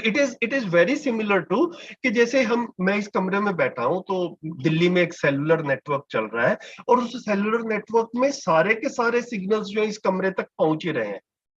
ठीक है, ये मेरे हैंडसेट की हार्डवेयर के ऊपर डिपेंड करता है कि अगर ये मेरा इंस्ट्रूमेंट जो है वो पुराना वाला इंस्ट्रूमेंट है तो उस पर व्हाट्सअप नहीं चलेगा, है ना, और जो लेटेस्ट टेक्नोलॉजी वाला इंस्ट्रूमेंट है तो उस स्मार्टफोन है और सब कुछ है तो इसमें व्हाट्सअप और ये सब कुछ ग्राफिक्स वगैरह ये अच्छे से आ जाते हैं। तो सिग्नल के रूप में उपलब्ध ही है आसपास, हार्डवेयर है, तो वो उस सिग्नल को रिसीव भी कर सकती है और उसी में अपने सिग्नल भी वापस भेज सकती है। तो यहाँ पर जीवन और ब्रेन को भी ऐसे ही देख सकते हैं कि जीवन पूरे के पूरे सिग्नल भेजने में और सिग्नल ग्रास्प करने में उसके पास में पूरी कैपेसिटी है। ये ब्रेन की हार्डवेयर के ऊपर डिपेंड करता है। तो पशु पक्षियों के ब्रेन की हार्डवेयर जो है वो अभी पुरानी वाली है, तो वो वही रहेगी पूरी व्यवस्था। जब हम देखते हैं तो मानव का ही जो ब्रेन है वही विकसित है जो जीवन के साथ में इस असीमता के साथ में कम्युनिकेट कर सकते। जी भैया, धन्यवाद। भैया इसमें हम वो भी ऐड कर सकते हैं ना कि जो जीवन क्रिया है उसमें पशुओं में सिर्फ मन और मतलब कुछ एक्सटेंट तक वृत्ति है, बाकी सब तो नहीं वर्क करते, जो आपने बोला ना हार्डवेयर की कमी की वजह से, की वजह से। तो इस पे मेरे को लग रहा है दीदी हम सब अपने में शोध करें कि वो एक्चुअल में जीवन की लिमिटेशन है या जीवन व्यक्त नहीं हो पा रहा है। मतलब ये मेरे को लग रहा है कि ये हम सब के लिए सोचने का मुद्दा है। एंड मतलब जब तक हम अगर ये कहें कि मतलब हमारे पास में ये अधिकार नहीं है, कम से कम मैं अपने में ऐसा देखूं तो मैं ये अधिकार संपन्न नहीं हूं कि बिल्कुल ऐसा कह पाऊं कि नहीं ऐसा ही है। है ना। तो लगता है, तो मुझे भी कुछ लगता है, आपको भी कुछ लगता है, इस सबको देखें। तो मैं जहां तक अभी अपने में शोध किया हूँ और जो प्रस्ताव आए हैं जो सूचना रूप में, मेरी स्थिति ऐसी बनती है दीदी कि जीवन में तो पोटेंशियल है, वो व्यक्त नहीं हो पाता है ना। तो वो जिसे कहते हैं कि अगर हम अपने में देखें तो ये ना धीरे से जैसे हम आगे बढ़ेंगे तो ये चीजें आएंगी भी, कि जैसे मानव जाति में ना भाषा का भी एक विकास हो गया है ना। हम पशु पक्षियों में देखें तो भाषा भी जो है वो इस तरह से विकसित नहीं है। जैसे जैसे अगर ये पूछा जाए कि मेरे दादाजी का क्या नाम था, तो मेरे पिताजी जो है वो बता सकते हैं, हमने कहीं पर लिखा हुआ है। मेरे दादाजी के दादाजी क्या करते थे, ये सूचना हमारे तक पहुंचती है। अब एक चिड़िया के दादाजी क्या करते थे, है ना। तो वहां पर जो है ना, ये भाषा भी नहीं बनी है कि हर इंडिविजुअल का एक नाम रखा जाए और वो नाम जो है वो अगली पीढ़ी तक जो है वो पहुंचे, और उनके प्रोफेशंस जो है वो उनके भी अलग अलग नाम रखे जाएं। तो ये भाषा वगैरह जो है ये भी मानव जाति में ही विकसित हुई। ठीक है। तो ये सारा का सारा भाषा वगैरह जो है, इसको जो है वो इसमें ऐसा बोला कि ये ब्रेन और जीवन के कोऑर्डिनेशन में ही जो है ये विकसित हुई है, लेकिन इसमें ब्रेन का एक अच्छा खासा रोल है। तो ये भाषा व्यक्त होते होते ही हमारे पास में इतने सारे शब्द आए और अपनी इतनी डिटेल में बात जो है वो कर पाते हैं। तो जनरेशन टू जनरेशन हम ज्ञान को इस तरह से भाषा के माध्यम से कम्युनिकेट कर पाते हैं। पशु पक्षियों में देखते हैं तो सिर्फ उनका शरीर बनाए रखने तक का ही ज्ञान है, और वो अगली पीढ़ी उनको देख के ही बस उसकी जितना ज्ञान है, इसको भाषा के माध्यम से, शिक्षा के माध्यम से, किताबों के माध्यम से, है ना, उसको ट्रांसफर किया जाए, ऐसा जो है वो देखने में नहीं मिलता है। तो ये हम सब के लिए मेरे को ऐसा लगता है दीदी और शोध किया जाए, शोध करने का जीवन में पोटेंशियल है। मेधस जो है वो सपोर्ट काफी डिबेटेबल एकदम से आ गया डिबेटेबल आ गया, बिल्कुल मतलब ठीक बात। इसके बारे में पीछे जितना अभी तक पढ़ा है उसको सोचते हैं तो फिर लगता है कि तो एक और काम शायद कर बातचीत सकते की हैं। जरूरत पड़ेगी। हाँ, तो एक काम करेंगे देव भाई, आप इस चीज की जिम्मेदारी लीजिए कि इस तरह के जब भी ये प्रश्न आ जाए ना जिसमें हमारी क्लैरिटी नहीं है, तो हम लोग ऐसा, तो हमने पहले बात की है राकेश भैया से कि कभी ना कभी 1-2 महीने में एक आध बार वो इन सेशंस में आ जाया करेंगे। और सिर्फ राकेश भैया ही नहीं, कभी हम दूसरे अपने साथियों से भी रिक्वेस्ट करेंगे। तो इस तरह के प्रश्नों को ना एक कंपाइल करके अपने पास में रखा जाए, है ना। तो अच्छा कभी आइडिया है। हाँ, तो मतलब इसकी बजाय कि हम लोग जो सब हम घोषित रूप से कह भी रहे हैं कि हम अभी पूरा नहीं समझे हैं, मैं भी नहीं समझा हूँ पूरा, तो मतलब मैं भी आपको कन्विंस करने की कोशिश करूं, दैट इज नॉट अप्रोप्रिएट। तो इसको जो है प्रश्न को पेंडिंग में रखते हैं, और बाकी जो हम आपस में एग्री कर पाते हैं वहां पर हम आगे बढ़ते हैं। इनफैक्ट भैया वो शुरू में बहन ने जो एक बेस बना के क्वेश्चन रखा था मेरे को, मैं तो उसी पे काफी अटक गया हूँ। उन्होंने कुछ बोला था कि इमेजिनेशन मानव में क्यों है, उसको डिस्क्राइब करते हुए कुछ उन्होंने बेस बना दिया था। मुझे तो वो भी ऑनेस्टली थोड़ा सा वहां पे अटक रहा हूँ मैं। उन्होंने कुछ डूबा भीगा गिरा वाली बात बोली, तो उन्होंने मतलब ऐसा ही बोला कि जितना भी है ये सब व्यापक से ही आता है, तो पशु के जीवन में भी वो व्यापक से आ रहा है और मानव के जीवन में भी वो व्यापक से आ रहा है, ऐसा मेरे को समझ में आया था तो जब इस वजह से इमेजिनेशन हो जाना, ये कैसे? तो ठीक है, ये इसको भी ये जितने जो इतने काफी गहरे प्रश्न है ना, तो इसको भी साथ में रखते हैं, क्योंकि ये इमेजिनेशन का व्यापक से क्या वो रिलेशनशिप है। और पहले जितना प्रश्न अभी समझ में आया इसको लिख लीजिए अपने में, जब कभी राकेश भैया वगैरह या कोई आएंगे, जो भी कभी सुरेंद्र पाल भैया होंगे कभी कोई, तो हम उनसे इन प्रश्नों को पूछ लेंगे। हाँ, संजीव भैया नमस्कार। नमस्ते उमा भाई, कैसे हैं? बिल्कुल ठीक भैया। बढ़िया करा रहे हैं भैया, हमको तो थोड़ा अंग्रेजी मजबूत भी करना है ना। तो हम सुनने के मुद्रा में रहते हैं हमेशा कि सुनो क्या क्या बोलते हैं आप। भैया जो अभी जो बहन क्वेश्चन की है कि तो जो मेरी समझ है, मैं क्या बताऊं, एक बार शेयर करूं भैया? बताइए जी, तो जब जीवन को देखने जाते हैं तो गठन पूर्णता, आचरण पूर्णता, क्रिया पूर्णता और आचरण पूर्णता हमें दिखाई देती है। तो जीवन का जो पहला फेज है वो गठन पूर्णता है। तो गठन पूर्णता में जब जाते हैं देखने के लिए तो वहां पर जितना एक्सप्लोरेशन होता है, जो चाहिए जीवन को मिनिमम लेवल, वो वहां पर वो प्राप्त कर लेता है, ऐसे मुझे लगता है। अब वो किसी भी शरीर को चलाने लायक, जहां पर भी मेधस्संत है चलाने लायक, उसमें वो चला जाता है। अब कल्पनाशीलता की बात आती है तो कल्पनाशीलता जो है हमारे अंदर में जो ज्ञानावस्था है उसमें मेरे ख्याल से ज्यादा होता है, क्योंकि हम लोग आगे स्टेज में आ चुके हैं, है ना। और गठन पूर्णता तक सब सेम है, ऐसा मुझे लगता है। तो वहां पर भी देखने जाते हैं कि पशु में जो है ना आशा के रूप में ही दिखाई देता है ये। और भैया दिखाई देते थे तो अच्छा लग रहा था, आप दिखाई नहीं दे रहे हैं तो फिर हमारा कॉन्फिडेंस लूज हो जाता है। आप दिखाई दीजिए। चलो मैं दिखाई दे गया फिर से। तो आपको देख कर ही हम बोल रहे थे। ठीक है जी भैया, आप दिखाई दे रहा स्लोली। ठीक है। तो ये दिखाई देना बड़ा जरूरी होता है भैया, आप ये बात तो मानिए। तो अब क्या होता है कि जहां तक हम बात कर रहे थे वहां पर कि जीवन का जब पशु में देखने जाते हैं तो केवल वो आशा तक सीमित है ना। और जब मानव में आते देखने के तो आशा से तो हाई है, सुख भी चाहिए उनको। तो यहाँ पर थोड़ा सा इधर देखते हैं तो ऐसा लगता है कि कल्पनाशीलता जो ज्ञानावस्था में होता है वो ज्यादा होता है पशु से, जो पशु अवस्था है या जीवावस्था है उससे, ऐसा हमको लगता है भैया। तो ये मेरा दिमाग में आया था तो मैं कहा कि भैया से एक बार शेयर करूं। ठीक है, बढ़िया। प्रतिभा जी ने भी हैंड रेस किया था। प्रतिभा दीदी, आप कुछ कहना चाह रहे हैं? नमस्ते भैया, मुझे लगा डिस्कशन ज्यादा हो रहा है तो टाइम शायद चला जाएगा, इसलिए फिर मैंने लोअर कर दिया। पर ये जो डिस्कशन चल रहा था, मेरे भी तो हर डिस्कशन में कुछ ध्यान आ जाता है, पर मुझे लगता है कि फिर डिस्कशन लंबा हो जाता है ना, फिर वो पर्सन ब्रेक हो जाता है। और हमको एक ही संडे मिलता है फिर उसमें, क्योंकि फिर बुक रीडिंग फिर नहीं हो पाएगा।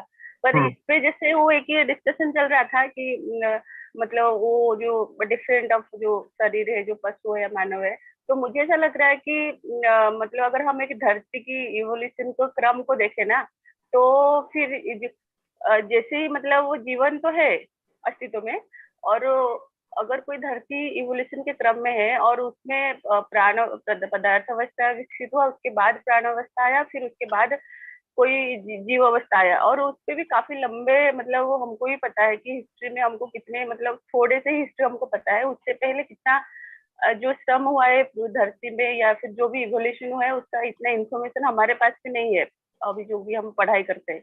तो अगर हम देखेंगे कि जैसे प्राण अवस्था के बाद पशु शरीर आया है, तो पशु शरीर में जैसे ही मतलब जीवन को जो जीवन तो हमेशा ही व्यक्त होना चाहता है, तो जब भी उसको मौका मिला, चांस मिला कि इस पशु शरीर में मतलब मेधस से या मैं उस पर व्यक्त कर सकता हूँ, तो वो उस पे उसको चलाने की कोशिश करता है, वो चलाता भी है।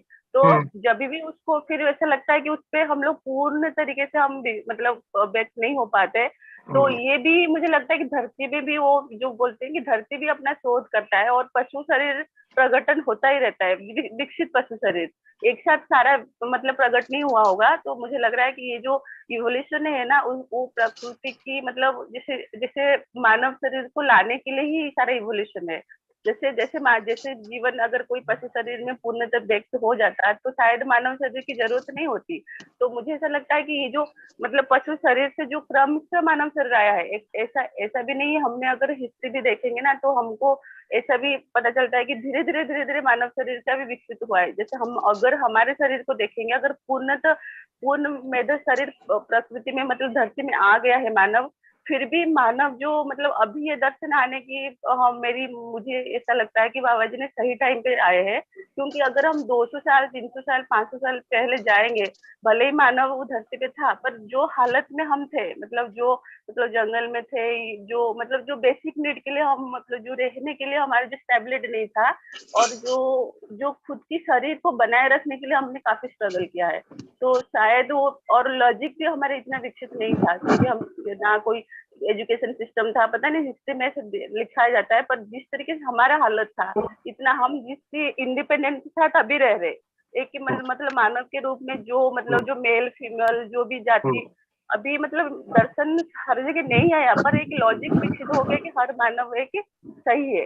तो शायद ये सही टाइम है ना बाबा जी आने का, कि वो हर मानव इसको समझ सकता है कि वो एक लेवल पे पहुंच के और अपने लॉजिक और जो भी सिस्टम को देख के उसको डिस्कस आ जाएगा कि हाँ ये सही टाइम है, इसके बाद इसके अलावा कोई और चीज है जो हमारा ध्यान जाना चाहिए। तो इसलिए ये मुझे लग रहा है कि सही टाइम है।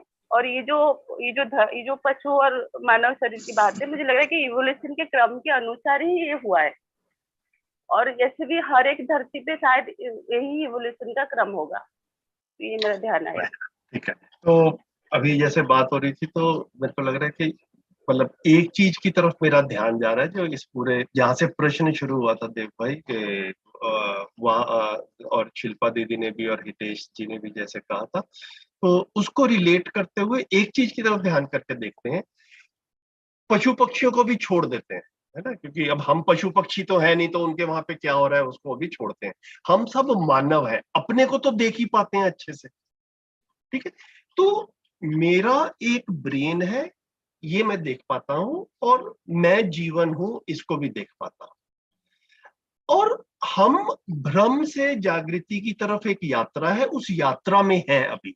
तो हमारे अंदर जो भी चेतना विकास हो रहा है, इस चेतना विकास में के क्रम को अगर हम पहचानने की कोशिश करें, तो क्या मेरा जीवन विद्या समझने आने से पहले, जो कि लेट से आज से 10 साल पहले जैसा मेरा ब्रेन था, आज भी ब्रेन वैसा ही है या ब्रेन में भी विकास हो गया है? या मेरी आंख वैसी ही है जैसी 10 साल पहले थी, या उसमें भी कुछ विकास हो गया है? तो एक मोटे तौर पर मैं ये देखता हूं कि शरीर के रूप में हमारे सारे अंगों में जो नॉर्मल डिफरेंसेस उम्र के साथ में आते हैं, सिर्फ उतने ही आ रहे हैं, ठीक है। एंड बियॉन्ड ए पॉइंट जाकर के तो ऐसा लगता है कि फिर इसमें कहीं ना कुछ डिटेरियोरेशन होने की भी संभावना है। तो ये जो जागृति की तरफ बढ़ने का काम है, और जब कभी कोई जागृत हो भी जाता है, तो ये पूर्णतया किस चीज का महिमा है? ये जीवन की महिमा। तो जब जीवन जागृत नहीं था, जब वो अजागृत था, तब भी वही जीवन था और वही शरीर था, और फिर जागृत हो गया तब भी वही जीवन है और वही शरीर है। तो क्या ऐसा कहना अनुचित, क्या ऐसा कहना ठीक नहीं है कि जीवन में ही विकास हुआ है ना? तो जीवन ही 4.5 क्रिया से 10 क्रिया में गया है। जीवन में पोटेंशियल पहले से ही था, और शरीर पहले भी जीवन को सपोर्ट करने के लिए प्रस्तुत था ही, लेकिन पहले इस तरफ ध्यान नहीं गया था, तो उस पोटेंशियल को रियलाइज नहीं कर पाए। ऐसा कहना ठीक है क्या? जी भैया, बिल्कुल बिल्कुल। है ना? तो वही मेधस था और वही जीवन था, ध्यान नहीं दिया, तो उस पोटेंशियल को रियलाइज नहीं किया। पोटेंशियल पहले भी था, है ना? जब एक बार हम इस चीज पे टिक जाते हैं, तो ये लगता है कि हार्डवेयर मेरे पास में थी ही, और हार्डवेयर सूटेबल थी, है ना? तो लेकिन हम 4.5 से आगे नहीं जा पा रहे थे, ये जीवन की लिमिटेशन नहीं थी। जी, ऐसा कहना ठीक नहीं है कि जीवन में ये पोटेंशियल ही नहीं था, लेकिन जीवन को पता नहीं था कि मैं वो कर सकता।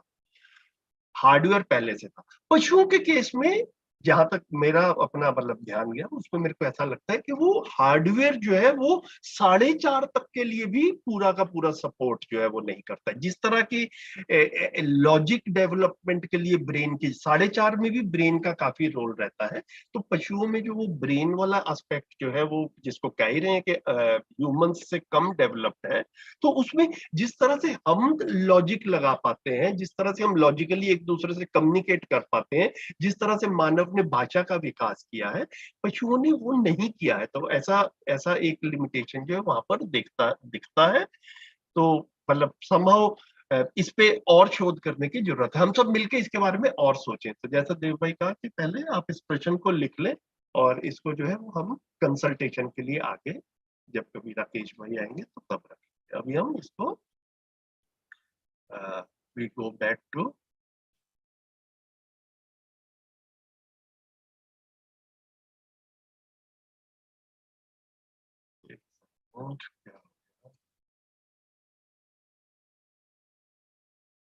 sorry.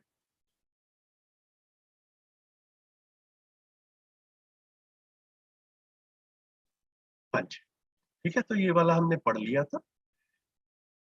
विगत घटनाओं की स्मृतियों श्रुतियों के आधार पर हर व्यक्ति अपनी कल्पनाओं को दौड़ाने में समर्थ है।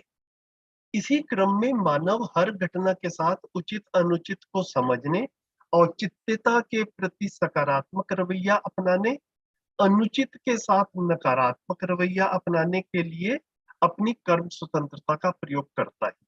यह सर्व मानव में सर्वविदित तथ्य है। So every person has the capacity to use their imagination based on memories and narrations of past incidents, and in this process tries to understand from these incidents what is right and what is wrong. है ना, ये जो उचित अनुचित है इसको right और wrong के साथ में रखा। What is right, what is wrong, and naturally use their free will to have approving attitude towards the right and disapproving attitude towards the wrong. This fact is known to all. तो ये क्या कह रहे थे, उचित अनुचित को समझने की मानव कोशिश करता है, और फिर औचित्यता के प्रति, औचित्यता मतलब कौन सी चीज एप्रोप्रिएट है उसके प्रति सकारात्मक रवैया अपनाता है ना, उसको पॉजिटिवली लेता है, उसको अप्रूव करता है, और जो अनुचित है उसके प्रति नकारात्मक रवैया जो है वो मानव अपनाता है। इसके लिए अपनी कर्म स्वतंत्रता को प्रयोग करता है। तो इसको ऐसा कोशिश किया लिखने का, and naturally use their willpower, naturally use their free will to have approving attitude towards the right and disapproving attitude towards the wrong. This fact is known to all. इस धरती पर आदिकालीन मानव का भिन्न जलवायु में शरीर यात्रा आरंभ होना सुस्पष्ट हो चुका है। विभिन्न जलवायु में पले विभिन्न रंग रूप होने के कारण मानव से मानव की रूप रंग की विषमता, उसी के साथ भाषा की विषमता के संयोग से विरोधों का प्रदर्शन असंख्य हिंसाओं के रूप में साक्षित है। It is known that primitive humans emerged and lived in different geographies and climates. Due to this, they had distinct appearances and color and distinct languages. Result of all this in the form of hostilities and countless acts of violence has been witnessed by humans. ये भी अपने में clear है ही कि पूरी धरती में अलग अलग मौसम रहते ही हैं, और मानव जो है वो अलग अलग जलवायु में, अलग अलग क्लाइमेट में, अलग अलग ज्योग्राफीज में they appeared on this earth, और फिर जैसा वहां की जलवायु रहती थी उस तरह से फिर मानव ने उस जलवायु के अनुरूप अपनी कल्पनाशीलता को लगाया। जहाँ ठंड ज्यादा थी वहां पर घर कैसे बनाए जाएं, humans living in those areas they thought more about that. जहाँ पर गर्मी ज्यादा थी वहां पर कैसे घर बनाए, वो वहां पर फोकस रहा, है ना। कुछ लोग रेगिस्तान वाले साइड में जैसे रहते हैं तो वहां पर खेती बाड़ी का कैसे किया जाए, खाने पीने का कैसे किया जाए, वो वहां पर रहा, है ना। कहीं पर जैसे हमारे यहाँ पर तो गंगा वाले क्षेत्र को ये हम कहते हैं कि काफी उपजाऊ क्षेत्र है, तो पूरी धरती पे कई एरियाज ऐसे हैं विच आर वेरी फर्टाइल, तो वहां पर खेती वगैरह आसानी से ही हो जाती है। तो आदमी को उस तरफ ज्यादा कल्पनाशीलता नहीं लगानी पड़ती है, इतनी मेहनत नहीं करनी पड़ती जितनी एक डेजर्ट एरिया में रहते हुए आदमी को या मानव को करनी पड़ती है। तो फिर इनकी कल्पनाशीलता किस तरफ लगे, तो इस चीज को बाबा जी जो है वो हाईलाइट कर रहे हैं। अलग अलग ज्योग्राफी में अपीयर हुए और फिर उस हिसाब से उनकी अपीयरेंसेस भी अलग अलग हुई, कहीं पर सांवले रंग के हुए, कहीं पे गोरे रंग के हुए, और इसके वजह से एक दूसरे को ठीक से पहचाना नहीं, और काफी वायलेंस वगैरह भी एक दूसरे के साथ में होती। आगे कह रहे हैं, प्राकृतिक भय, पशु भय, मानव में निहित अमानवीयता, हिंसा, शोषण, द्रोह, विद्रोह प्रवृत्ति का भय, अर्थात इत से इति तक भय के विभिन्न स्वरूपों को परिलक्षित किया गया है, और हर व्यक्ति इन्हें परिलक्षित कर सकता है। तो ये तीन तरह का भय जो है ये शिविर में आ ही जाता है। अब हम उसको देख सकते हैं कि यहाँ पर बाबा जी ने बिल्कुल अपने शब्दों में उसको इस तरह से रखा है। तो बाबा जी का भी रेफरेंस आता है तो हमको और भी अच्छा लगता है कि अभी बाबा जी भी जिन शब्दों में कह रहे हैं हम उनको भी देख लें। तो ये तीन तरह के भय हैं, फियर ऑफ नेचर, है ना। ये जैसे बाढ़ आ जाए, बारिश ज्यादा आ जाए, अर्थक्वेक आ जाए, ये सारी चीजें है ना, कभी जैसे वोल्केनोज इरप्ट हो गए, और कभी जो है वो बारिश नहीं आई तो अकाल पड़ गया, तो इस सब को क्या कह रहे हैं, फियर ऑफ नेचर, प्राकृतिक भय, है ना। फिर दूसरा भय हुआ फियर ऑफ एनिमल्स, और फिर तीसरा है fear of inhumanness inherent in humans, तो मानव में निहित अमानवीयता का भय। इस तरह से तीन तरह के भय जो है, तो इसको पढ़ लेते हैं एक बार। Fear of nature, fear of animals, fear of inhumanness inherent in humans, which is violence, exploitation, oppression, and rebellion tendencies. In this manner, different forms of fears have been examined and observed. This can be examined and observed by everyone. बाबा जी कहते हैं कि मैंने जब देखने गया तो मुझे इस तीन तरह से भय जो है मैं कैटेगराइज कर पाया, इसको आप भी कैटेगराइज करके देख सकते हैं कि ऐसा ही है। तो और फिर धीरे से कहीं पे आगे चल के जो है वो बात खुलती भी है, शिविर में भी ये बात आई जाती है कि मानव इस धरती पर सबसे विकसित इकाई है। तो समय के साथ साथ इन तीनों भय में से अब मानव के साथ में इन रियलिटी हुआ क्या है, उसको भी हम बैलेंस्ड क्रिटिक के रूप में देख पाए कि to a large extent we are now able to handle fear of nature, है ना। प्रकृति की तरफ से कुछ आता है तो उसको हम हैंडल करने के मानव ने काफी कोशिशें कर ली है। फियर ऑफ एनिमल्स को भी हम काफी कुछ हैंडल कर पाते हैं। आज से 500 साल पहले आदमी शेर से या टाइगर से जितना घबराता था, अभी उसका उल्टा हो गया। अभी टाइगर और जो शेर जो है वो आदमी से घबराते हैं, उनकी संख्या कम होनी शुरू हो गई है। मानव ने उनके ऊपर काफी जो चाहता था उनसे भय से मुक्त होने के लिए, उन्हीं को ही हटा दिया जाए, मिटा दिया जाए, मानव उस एक्सट्रीम तक भी जा पाता है। तो fear of nature and fear of animals, ये हम समय के साथ साथ देखें तो हम अपने में देख पाते हैं collectively as a human kind also कि भाई हाँ ये जो है ये कम हुआ है समय के साथ। लेकिन ये जो फियर ऑफ इनह्यूमननेस है, इनह्यूमनेस की जगह इनह्यूमननेस विल बी बेटर, ये जो है ये समय के साथ साथ कम हुआ है या ये समय के साथ साथ बढ़ा है। तो ये जैसे ही प्रश्न इस रूप में हमारे सामने आता है तो एकदम से लगता ही है कि भैया हाँ ये वाली चीज जो है ना, ये यहाँ पर अभी भी आदमी घबराया हुआ है ना। ये आदमी आदमी से ही घबराया हुआ है। ये वाली चीज जो है, ये वाला फियर जो है with the passage of time, the other two fears, the first two fears, they have become controllable by human kind, उसमें चिंता कम हुई है। This fear has actually increased, है ना। तो ये चेतना विकास की तरफ ध्यान नहीं गया है, कॉन्शियसनेस डेवलपमेंट की तरफ ध्यान नहीं गया है, उसकी वजह से जो है ये वाला पार्ट जो है ये इग्नोर्ड रह गया, और इग्नोर्ड रह गया तो यहाँ पर गलतियां हो गई। तो ये वाले तीन तरह के फॉर्म्स जो है ये बाबा जी ने देखियो ऐसा कह ही रहे हैं कि दिस कैन बी एग्जामिनेड। ये परिलक्षित का मतलब यह है कि इसको बलि भांति देखा गया, मैंने भी देखा है, आप भी देख सकते हैं। ठीक है, तो अभी थोड़ा सा टाइम है, एक दो ऐसे स्टैंडर्ड्स जो मेरे को लग रहा है कि और भी कवर कर सकते हैं। तो ये अब जो है ये पीछे का पैराग्राफ एक लंबा सा पैराग्राफ था, ये वो चल रहा था। Now we have come to new paragraph on page 4 of Janvad book, तो इसको भी थोड़ा सा देख लेते हैं। भिन्न भिन्न मानव कुल और परंपराओं का विभिन्न भौतिक परिस्थितियों में आरंभ होना एक नियति सहज विधि है। इसी आधार पर ही भिन्न भिन्न मानसिकता का होना स्वयं साक्षित है। इसे हर व्यक्ति अपनी संतुष्टि के लिए अथवा निश्चयन के लिए सर्वेक्षित कर सकता है। तो appearance of human races and traditions in diverse geographical situations occurred naturally in the course of destiny. On this very basis, diversity of mindsets is also witnessed. For their own satisfaction, everyone can ascertain it by survey. तो अलग जो अभी पहले पिछले वाले lines में आया था कि अलग अलग ज्योग्राफीज में ह्यूमंस अपीयर हुए, और जहां जहां पर वो अपीयर हुए वहां पर वो उन्हीं की जहां की भौतिक जो ज्योग्राफिकल सर्कमस्टांसेस थी, क्लाइमेटिक कंडीशंस थी, उनके हिसाब से ही उनके diversity of mindset also was is witnessed. तो ये हमने पहले बात कर ही ली है कि जहां पर खाने की चिंता ज्यादा करनी पड़ती थी वहां पर माइंडसेट मेंटेलिटी जो है या कल्पनाशीलता है वो खाने पे ज्यादा लगी, जहां पर जंगली जानवर ज्यादा थे वहां पर मानसिकता जो है वो उस तरफ ज्यादा चली। तो ये diversity of mindset is also in the initial stages, you can clearly see is dependent on the geographical circumstances.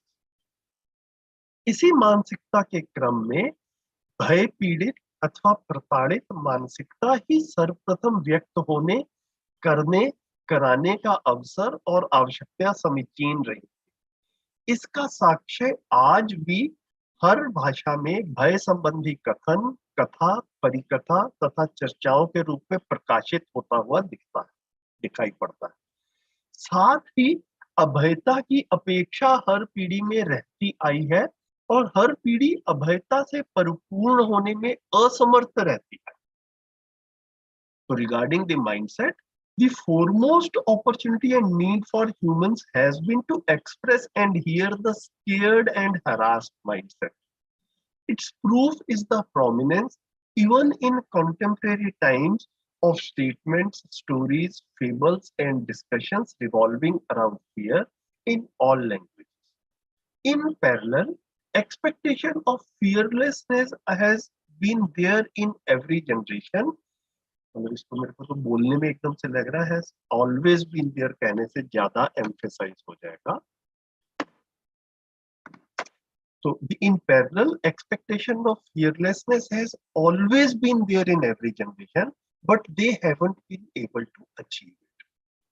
तो इस सेंटेंस में दो चीजें आ गई कि जब एक दूसरे के साथ में बातचीत करना है तो उस बातचीत का भी मुद्दा क्या हो, तो बाबा जी यहाँ पर क्या कह रहे हैं कि सबसे पहले जो मानसिकता के क्रम में ये जो है वो माइंडसेट जब डेवलप हुआ तो foremost opportunity and need for humans was कि क्या एक्सप्रेस किया जाए कि भैया कहाँ से डर लग रहा है, कहाँ से भय है, कहाँ से किसी कारण से चिंता आ रही है, वो वाली चीज एक दूसरे को बताना जो है वो सबसे पहली आवश्यकता रही.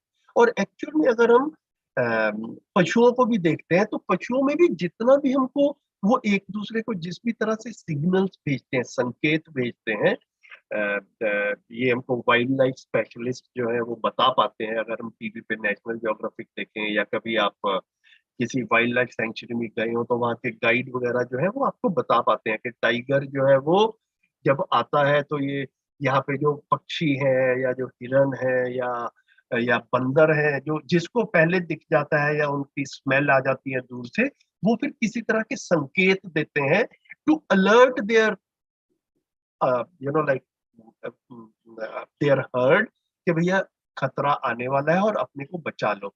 तो पशु पक्षियों में भी जितना भी जो एक दूसरे के साथ में कम्युनिकेशन है वो अभी भय के रूप में देखता हुआ प्रमाणित होता है. हम देख पाते हैं कि ये भय के सिग्नल्स एक दूसरे को कम्युनिकेट कर पाते हैं.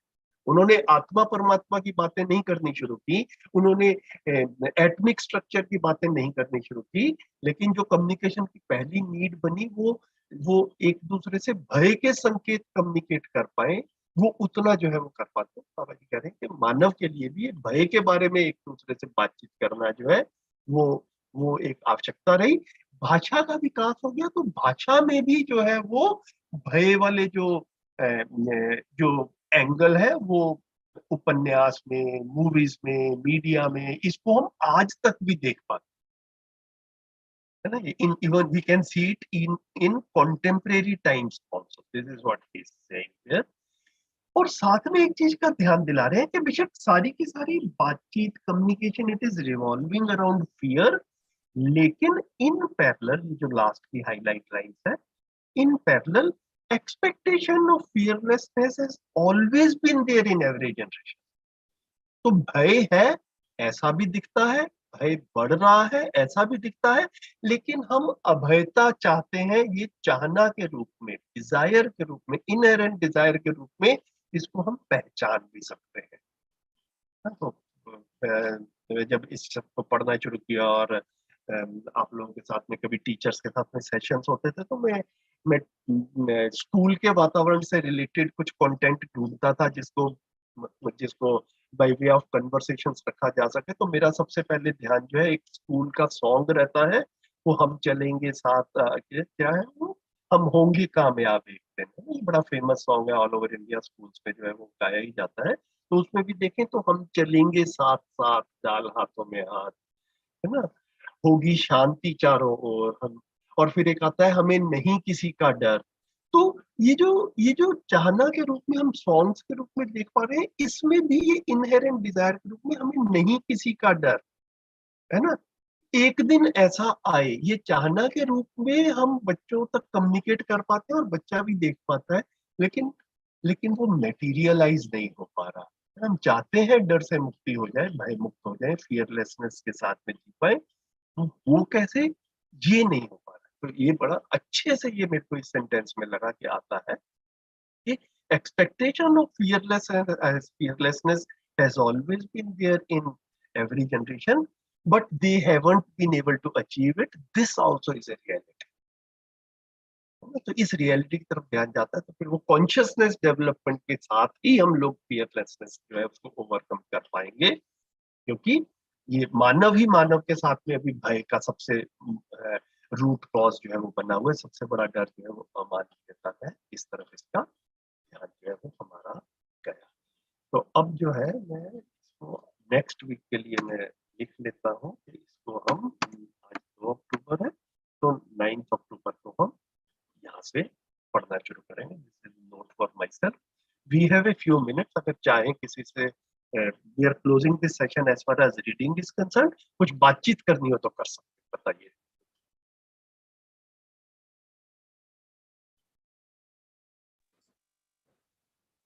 या बस ये बोल रहा था मैं कि ऐसा लगता है जैसे एक एक एक एक क्रोनोलॉजी ऑलरेडी सेट है। जैसे अभी आप जो बात बोल रहे थे फियर वाला, जिसमें पशुओं को अपने आप को बचाना रहता है, फिर मानव भी हुए तो उसके बाद फिर मानव को भी अपना शरीर को बचाना है। तो जैसे हमने पहले पढ़ा है कुछ आकांक्षाएं, फिर महत्वाकांक्षाएं। मुझे लगता है कि वो धीरे धीरे जानवर ने अपना कैसे भी इस्टेब्लिश किया अपने आप को बचा के रखना और प्रजनन और आगे चलाना, फिर उसके बाद ह्यूमंस ने कुछ उसी पे काम किया और बेटर, फिर महत्वाकांक्षाएं नेक्स्ट आती हैं, तो उस पे भी काम हो काफी हद तक हुआ। और जैसे सॉरी मैं थोड़ा मिक्स कर रहा हूँ, बट सोम भैया जैसे कई बार बोलते हैं कि एक पेडेस्टल चाहिए होता है, तब जाके उसकी बारी आती है। उन्होंने हमेशा एक इंसिडेंट कोट करते हैं, बाबा जी से उन्होंने पूछा था कि ये अब क्यों, अभी सबसे पहले क्यों नहीं, तो उन्होंने एक एग्जांपल दिया था कि हेलीकॉप्टर के उतरने से पहले हेलीपैड होना जरूरी है। ठीक है। तो वो समहाउ लगता है कि वो मतलब बहुत सटीक है। पहले कुछ होगा, पहले उसके बाद दूसरा कुछ होगा, फिर तीसरा कुछ होगा, तब जाके जब सब अवेलेबल है, अब ऐसा लगता है कि जितनी भी आकांक्षाएं महत्वाकांक्षाएं की बातें होती हैं, वो सब कुछ एक एक एक एक एक मतलब लॉजिक उसका मिल चुका है, उसका बेस बन चुका है बहुत हद तक। तो अभी लगता है कि उसकी बारी है जहाँ पर हम लोग जागृति पथ की बात कर सकते हैं, जागृति की बात कर सकते हैं। तो यही बोलना चाह रहा था, मतलब एक क्रोनोलॉजी क्लियरली एविडेंटली दिखाई दे। बिल्कुल एक ना, अभी तक मतलब जीवन विद्या का कंटेंट जब तक मेरे सामने पहुंचा आज से 8-10 साल पहले, उससे पहले मैं जी रहा हूँ, मेरी फैमिली है और एक तरह की दुनिया अपने आसपास है, हम इसको देख पाते थे। अब जो है ना, हम वो बिल्कुल ब्रॉड स्पेक्ट्रम में शुरू से लेकर के आखिर तक, अगर मैं इसको चाहूँ तो मैं इसको इस तरह से एक डायग्राम के रूप में जो है अगर मैं रखूं, तो इसको ऐसे भी देख सकते हैं कि मैं ये दूसरा हो गया, एक सेकेंड सॉरी। आप मीनवाइल जब तक स्क्रीन लेकर आ रहे हैं, वर्षा जी कुछ कह रही हैं वहां पर चैट पर, तो मैं उसमें मैं ऐड करना चाह रहा था कि दीदी मुझे लगता है इसका जस्ट ऑपोजिट है। मुझे लगता है सफलता मिलेगी ही, जैसे हम क्रोनोलॉजी की बात कर रहे हैं, तो मुझे लगता है कि वहां पर भी फिर पहुंचेंगे ही हम इवेंचुअली। तो मैं उसके ऊपर बाद में आता हूँ। ये अभी स्क्रीन दिख रही है, मैंने एक लाइन ड्रॉ की, आपके सामने आ रही है भैया? ये ब्लैंक व्हाइट स्क्रीन दिखाई दे रहा है। अच्छा, तो ये एक सेकेंड का है इसमें,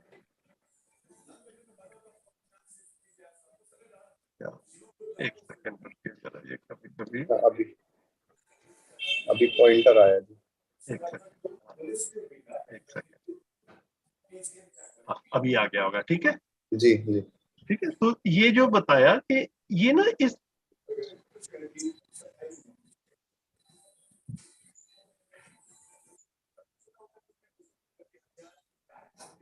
तो ये कह रहे हैं कि ये ऐसे ना मानव की जर्नी है पूरी की पूरी।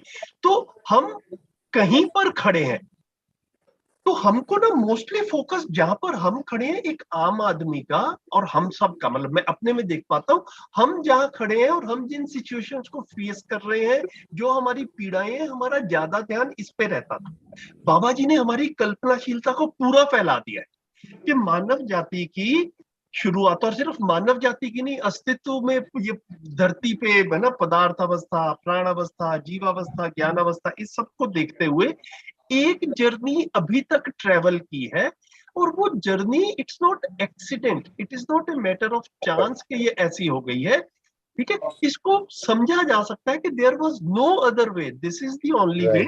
और जब ये समझ में आता है तो ये आगे की जर्नी कहाँ पर जा रही है, इसकी भी डायरेक्शन हमको क्लियर होती है। फिर हम अपनी इमेजिनेशन और फ्री विल को, ये जो ह्यूमन काइंड की जर्नी है, उसके साथ में अलाइन कर पाते हैं। This is our role in living. मतलब मैं इसको बड़ी क्लियरली अपने में इस तरह से देख पाता हूं कि हमारा पहले का फोकस जो था वो अपने 100 साल, 50 साल, 70 साल जितना एक आदमी ने जीना है उतने तक मोस्टली रहता था। अभी जो है वो जो है ना एक लंबी जर्नी है, उस जर्नी में एक रिले रेस में मेरा भी एक छोटा सा रोल है। उस रोल को जब हमें समझ में आता है तो हम उस रोल को प्ले भी अच्छे से कर पाते हैं। ऐसे हम लोग फिर फ्यूचर को शायद प्रिडिक्ट करने में भी आसानी दिखाई देती है। तो प्रेडिक्ट जो है ना, वो काफी बार ऐसा लगता है कि घटनाओं के रूप में प्रेडिक्ट करें, जैसे एस्ट्रोलॉजी में या मनोकामना पूरी करने के लिए बाबा जी के पास में या गुरुओं के पास में, बाबा जी मतलब ये जो परंपरागत बाबा जी हैं, मैं उनकी बात कर रहा हूँ, गुरुओं के पास में जाते हैं तो कि भैया वो बच्चे की नौकरी लग जाए और बच्चा पैदा हो जाए और मतलब वो पैसे आ जाए और ये सब कुछ हो जाए। अभी तक मनोकामना पूरी करने के लिए ये कब पूरा होगा, ये प्रेडिक्शंस और एस्ट्रोलॉजी को उस तरफ ज्यादा लगती हुई दिख रही है। यहाँ पर ये है कि भैया ये एक बार समझ में आता है तो किसी कोई प्रेडिक्ट करे ये भी जरूरत नहीं है। बाबा जी ने एक बार प्रस्ताव रूप में हमारे सामने रख दिया कि भैया देखो देखने जाते हैं तो ये समझ में आता है। और खूबी ये है कि एक्चुअल में फिर कुछ और लॉजिक बनता भी नहीं है हमारी तरफ से, हम सब मिलके अच्छे से सोचते हैं तो लगता यही है कि हाँ भैया यही है, अभी तक भी ऐसा ही है और आगे भी ऐसा। घटनाएं कुछ भी होती रहेंगी, है ना, कौन कब आएगा धरती पे, कौन कब मरेगा धरती पे, उसको प्रेडिक्ट करने की आवश्यकता नहीं है, लेकिन पूरी जर्नी कैसे पैन आउट होगी वो हम क्लियरली देख पाते हैं।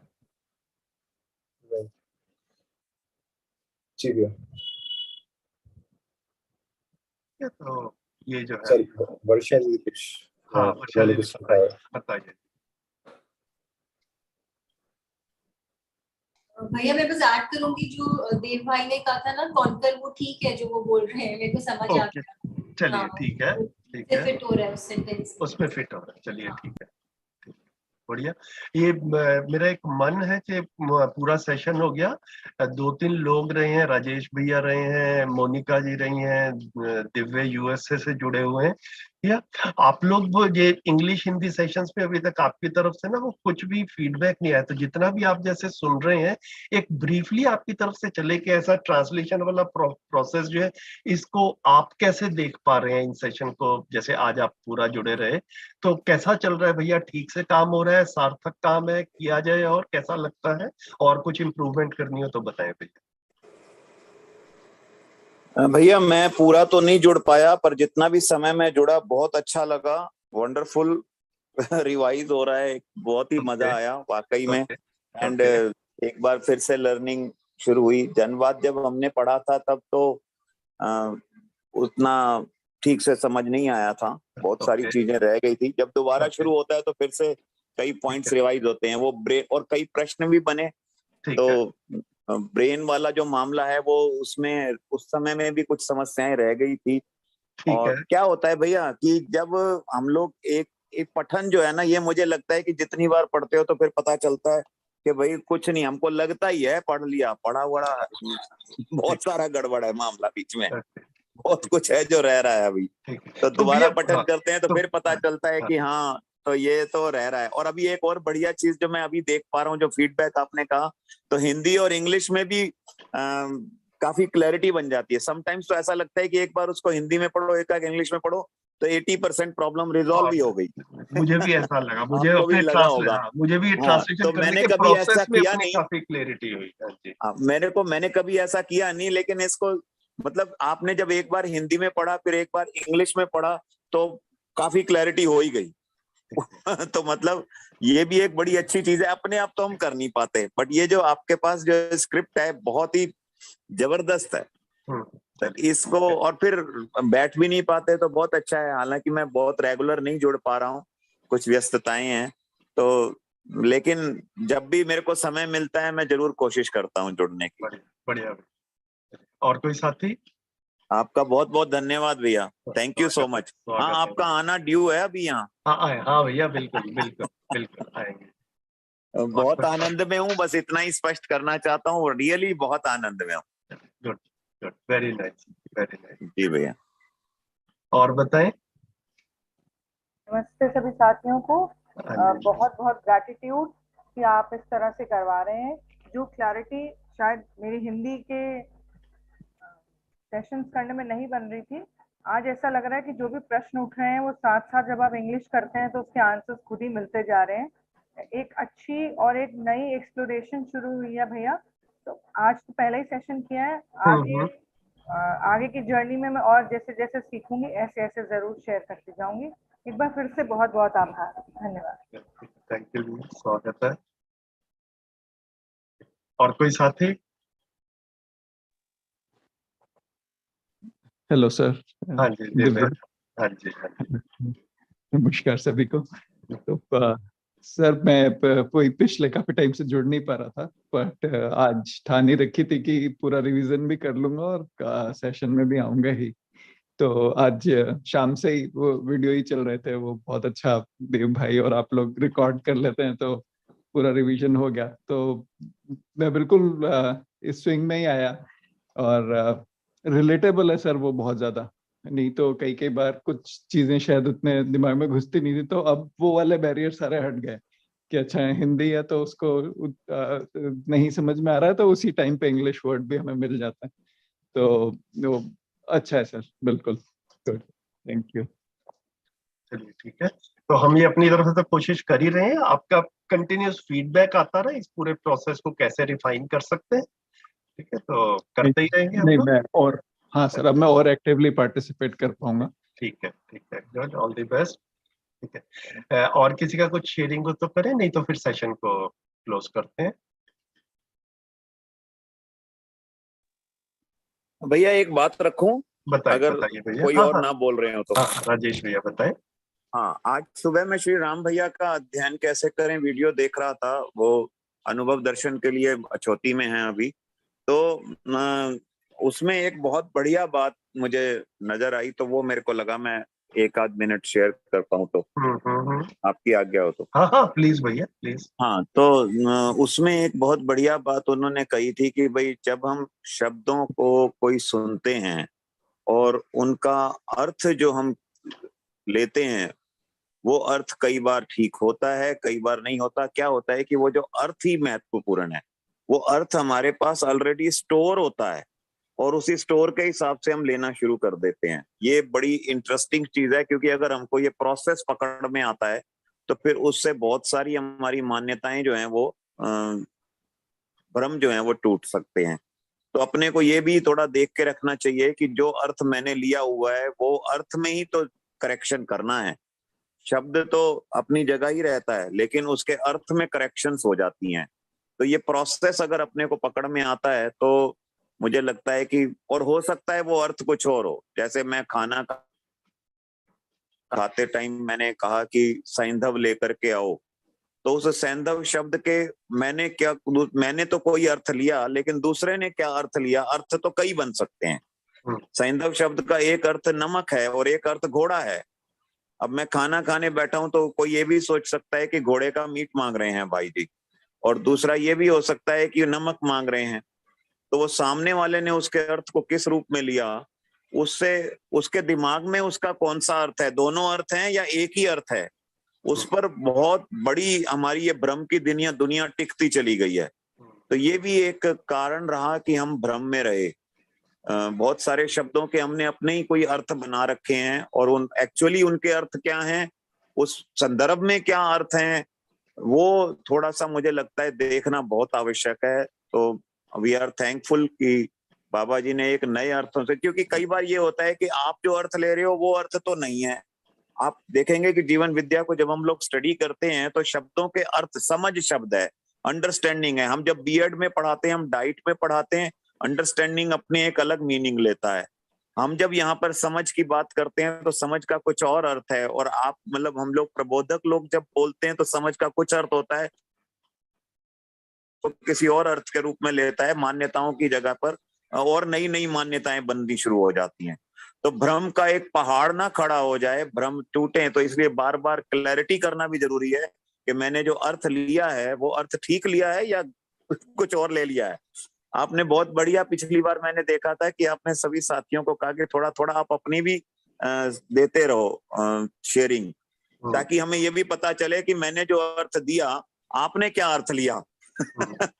आपने तो शब्द बोला, अर्थ कहाँ गया और क्या गया, वो बड़ा महत्वपूर्ण है। मुझे लगा मैं 1-2 मिनट ये जरूर शेयरिंग करूं, क्योंकि बोलने वाले ने अपने बिल्कुल सही तरीके से बोला, पर लेने वाले ने क्या लिया वो भी स्पष्टीकरण रखना बहुत आवश्यक है। मुझे लगा अपने सभी साथियों के साथ ये भी जरूर एक शेयरिंग थोड़ी सी रखो। ठीक है, बस इतना ही था भैया। ठीक है, बढ़िया भैया, थैंक यू। और मैं देख रहा हूँ, आई एम हैप्पी के मतलब एक ग्रुप जो है अब वो बन सा गया है, काफी स्टेबिलिटी सी है। काफी लोगों से हम सेशन में बात नहीं कर पाए, और अभी तो already it is too late, तो हम शुरू नहीं करेंगे। मतलब विपुल भाई हैं, विनोद दीदी हैं, संध्या दीदी हैं, है ना, नलिनी जी हैं, शालिनी दीदी हैं, नितेश जी हैं, मतलब ये सब जो है मतलब लगातार जुड़ रहे हैं। अगली बार सबसे जो है ना थोड़ा थोड़ा फीडबैक लेते हुए चलेंगे और सेशन भी आगे चलाएंगे। भैया मैं आपका परिचय करा दूं, आज सेशन में अनूपा जी हैं, आप परिचित हैं? हाँ जी, परिचित हैं, ये पहले भी आई हुई है सेक्शन में भी। हाँ, बस एनडीएमसी से जुड़ी हैं वॉलंटियरली, बहुत अच्छा इनकी स्थिति है। आपने इनका नाम नहीं लिया, इसलिए मुझे लगा कि मैं ये भी नाम ले लूं। सॉरी, अच्छा कि आपने याद करा दिया। तो ये सबसे धीरे धीरे जो है ना इस तरह से फीडबैक लेते हुए चलेंगे। उमा भाई हैंड रेज कर रहे थे, टाइम काफी हो गया भैया, सबको अपना अपना रूटीन भी चलना होगा। अगली बार कर ले बात, या अर्जेंट है तो भी ब्रीफली कर लेते हैं? नहीं भैया, कुछ भी नहीं बोलना था, बस वो क्वेश्चन जो दीदी पूछी थी वो आज का पंचिंग पॉइंट रहा मेरे लिए, और सोचने पर दोबारा रीथिंक करने पर मजबूर किया। बिल्कुल, यही बोलना था बस। भैया को फोन कर लो, मिल जाएंगे, उनसे बंदे मंगा लेना। ठीक है, चलिए सेशन आज का क्लोज करते हैं। नमस्कार, थैंक यू। अगले रविवार को फिर से सुबह मिलेंगे। नमस्ते नमस्ते नमस्ते नमस्ते नमस्ते भैया, देव भैया को भी नमस्ते। नमस्ते भैया। नमस्ते नमस्ते सभी को, थैंक यू सो मच।